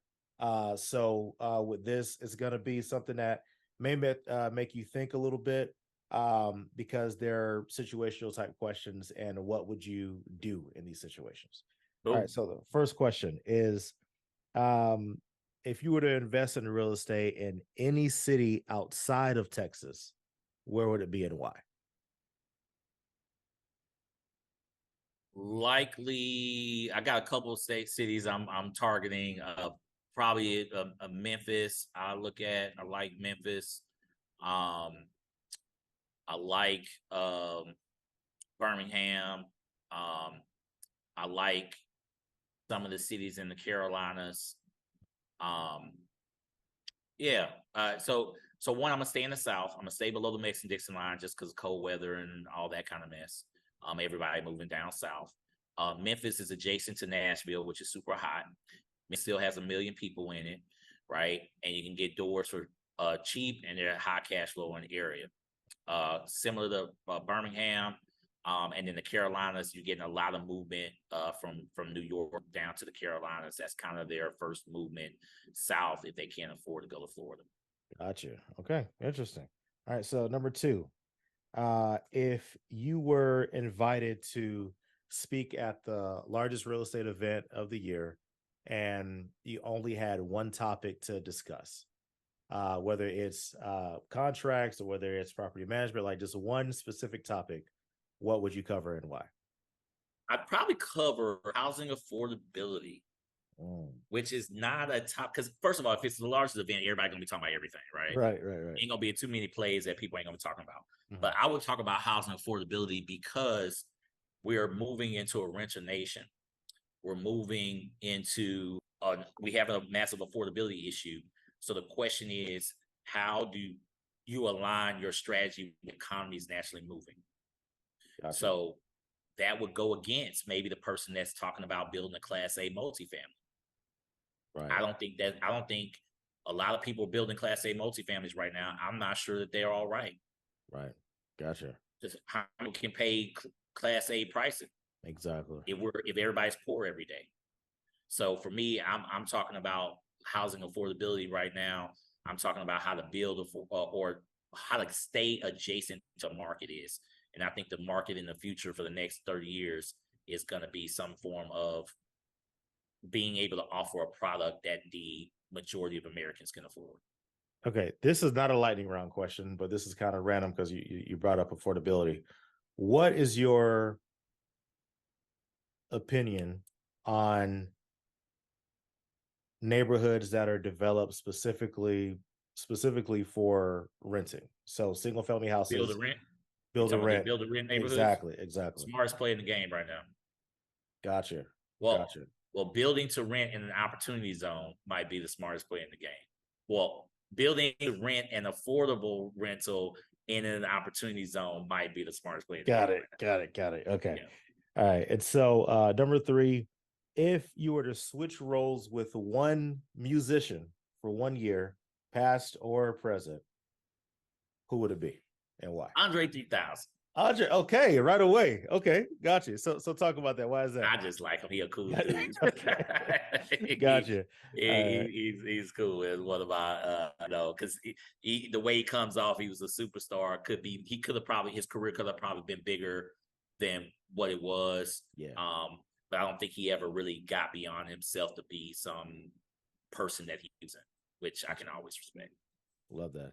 All right, and number four, if you could invest in either, I think you kind of answered this, either single family or multifamily for the rest of your life, which one would it be and why? It'll likely be multifamily going forward. Gotcha, gotcha. And you kind of touched on that, but mainly just the overall benefits, economies of scale. Economy scale, yeah. And really honestly, um, it's the ability to hire, right? That's the key. Um, Being able to hire property management, being able to have the budget, right? So single family being more spread out, it's just over time it gets a lot more harder to manage. Whereas a multifamily, you could have 100 doors in one location, and you can manage. You can have enough income to come in to where you can pay a reasonable salary for somebody to manage it properly. Gotcha, gotcha. All right, and so that was a lightning round, so it wasn't too crazy with the questions I asked you, but As far as your community, I know you kind of touched on it already, but who is this community for? So if somebody they're looking to join a community, they want to learn about real estate, they want to learn about having rentals. Who is this? Who is this community for, and what will they benefit from it? Yeah, the community is really for the person that's trying to be a real estate. I would say it's it's probably for the already a real estate investor. Do we have products and do we offer and do we have support for the newbies? Yeah, but I'll say who it's not for. It's not for the person. We're not teaching. We're not doing the whole zero down, don't have no money type of stuff. That's not really us. There's a lot of people in that space. We're truly about wealth building, right? So we're leaning towards the true wealth building person. So a lot of I'll say I'll give you ideas of our new members, right? A new member that just joined already got 33 doors. New member that just joined got 9 doors already, right? Not to say that you need new doors or whatever. And we have plenty of people in the community that's trying to get their first property for sure. Right. But what we're trying to do is, if you're looking to accelerate, we're your people. Gotcha. Right. Gotcha. Like Cool. if you're looking to accelerate, we're your people. Accelerate in a healthy manner. Gotcha. Gotcha. Right. To so it's true. We're going from step A to B. So our new members who don't have a lot of doors or any of that kind of stuff, we hammer them hard on personal finance, personal financial statements, lines of credit, things of that nature. Right. We're really helping them stop, get your fundamentals right. You got some debt, we're gonna pay that down. Like we're truly on that first, right? Then you can graduate to go get some, property, et cetera, et cetera. Gotcha. If you are already got some doors, okay, maybe you need help with management, or maybe you need help getting that line of credit and don't know how to work line of credit. Maybe you need help getting that first agency debt loan because you never got an agency debt before. Or like one of our members, I mean, he's out of multifamily. He's not even in multifamily no more. He owns over $200 million of real estate. He's straight commercial, right? I love it. So we've got people that can kind of help people graduate to the next steps that they want to be at. Myself included, right? A lot of people I'm just the guy that bringing everybody together. Okay. I'm not the wealthiest person in the there's at least four or five people that got more got me by a mile. Right. Right. So it's truly a collaboration of minds. And like I said, for people that, and I would say this, we're the no cap zone even too. We're the no cap zone. It's not if you know me, I'm a straight shooter. I'm very hardcore in how I talk. So we do a whole lot of, I'm the gatekeeper. That's what I call it. I'm more the gatekeeper. Right. My job is to kind of protect everybody from stuff. There you go. Gotcha. Yeah. Cool. All right. And so how would they get that information if they wanted to join, if they wanted to know more about this group, where do they go? Yeah, I'm a side of wealthmastermindsacademy.com. There you go. So, wealthmastermindsacademy.com or onaje10k.com or Onaje Barnes on all social media channels. You can find me. You can join the community. If you just want to test out the community, you could probably I've got classes all the time. We're doing 1 or 2 classes a month. Our next couple classes, we're doing a class on title. Got a owner of a title company who come and teach us how to kind of the tricks and the trades of title, right? Not just the transactional piece, but the gems, right? Gotcha. I got my good friend. He's going to teach us about insurance and the importance of insurance and things of that nature. Got another friend teach about taxes. So after that, we're going to talk about building. So we've got a lot of people beyond myself teaching classes. And so so one, I'll tell you, tap in early because beginning of the year, the price is going up. We're going to be more, but we're highly affordable right now to kind of get people in. But like I said, if it's something that you just want to test out, I've got some paid classes that people can just join and come check us out, or I've got some free classes that people can join and come check us out and then come see what we got going on. If they want to join, cool. If they want to do something else, hey man, cool. Just go do something. Look, it ain't got to be my community. I would just say get around some people that you can rock with, that's got your back, that's generally looking for you to grow yourself and help you out. And and pursue your journey. And I'd say just take some action with something. Gotcha. I love it. And so if you were to leave uh with some words of wisdom for people that are looking to get into real estate, rentals, whatever, what would you tell them? I think real estate is still the easiest path in America to get to wealth. It's not realistic for the average person to go start the new app or the new website or the new social media this or whatever. Not saying you can't. I'm just saying for the average person that came from regular humble beginnings like myself, right? This still is one of the best paths to making it, however you define making it in this country. However, it ain't gonna be that way for long. In real estate, I do think real estate will start over the next decade or so get out of reach for a lot of people. And so I would tell you take action now versus later. Gotcha. I love it. I love it, Onaje. Hey, thank you so much for doing this podcast. Well, I learned a ton, and I really And it appreciate was you a doing this pleasure. I episode. mean, I like the conversation. As you can tell, you're supposed to be here for 30 minutes. End up being 2 hours. It is all So good. I generally enjoyed the conversation, man. We should definitely. I didn't realize you were in Fulshear or local. Oh So yeah, I'm super local, yeah, man. Yeah, we definitely gonna do yeah. something real soon. Definitely. Well, what's crazy? I mean, I'm not. I got to head back into the city, but I'm in Katy right now. Gotcha. Yeah, man, we definitely tap in. We got some events coming up, man. I definitely invite you to. Um, yeah, and I've got I got one I got in my mind. I haven't put it on the books yet, but we're gonna do a contracting class plus Home Depot field trip Let's plus go. field trip to my apartment complex Let's that we're go. renovating right now. So Okay. When is this happening? I want to get a ticket right now. When is it happening? it's gonna be so I just kind of put all this together or Okay. whatever, but Okay. it's Okay. gonna be in the next couple of weeks because I'm not gonna have this opportunity of renovating a full apartment complex like in the moment, right? Right. So we Right. got 4 more units we're doing, and my contractor is moving fast. Mhm. So we got to get this on the books now because I mean that's just a rare opportunity to see somebody actually renovating an apartment complex in the moment. Right. And like I said, the biggest gem might be the Home Depot trip. Okay. Okay.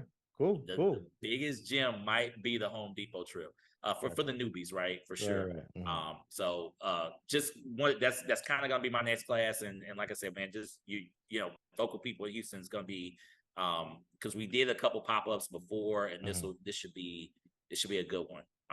Now, is it are you just gonna post it in the group, or how are you gonna announce it whenever it's available? So some of our classes are private to the group, and then this one will probably be public. Like I think you went to the property management course. Right. That one was public. We'll do this one public as Okay. well. Cool. Just so again. But it'll probably unfortunately, unlike Zoom, I can't fit but too many people, in the unit. So we'll probably keep that to a tight Gotcha. group. But Gotcha. it should be really good. Like so, if you're like I said, if you're local to Houston. Man, I'd say, hey, this will be good. Absolutely. Cool. Awesome. Well, thank you so much, man. Greatly appreciate it. Hey, appreciate you, man. Appreciate the invite. Always humbling to get an invite. Yes, sir. No doubt.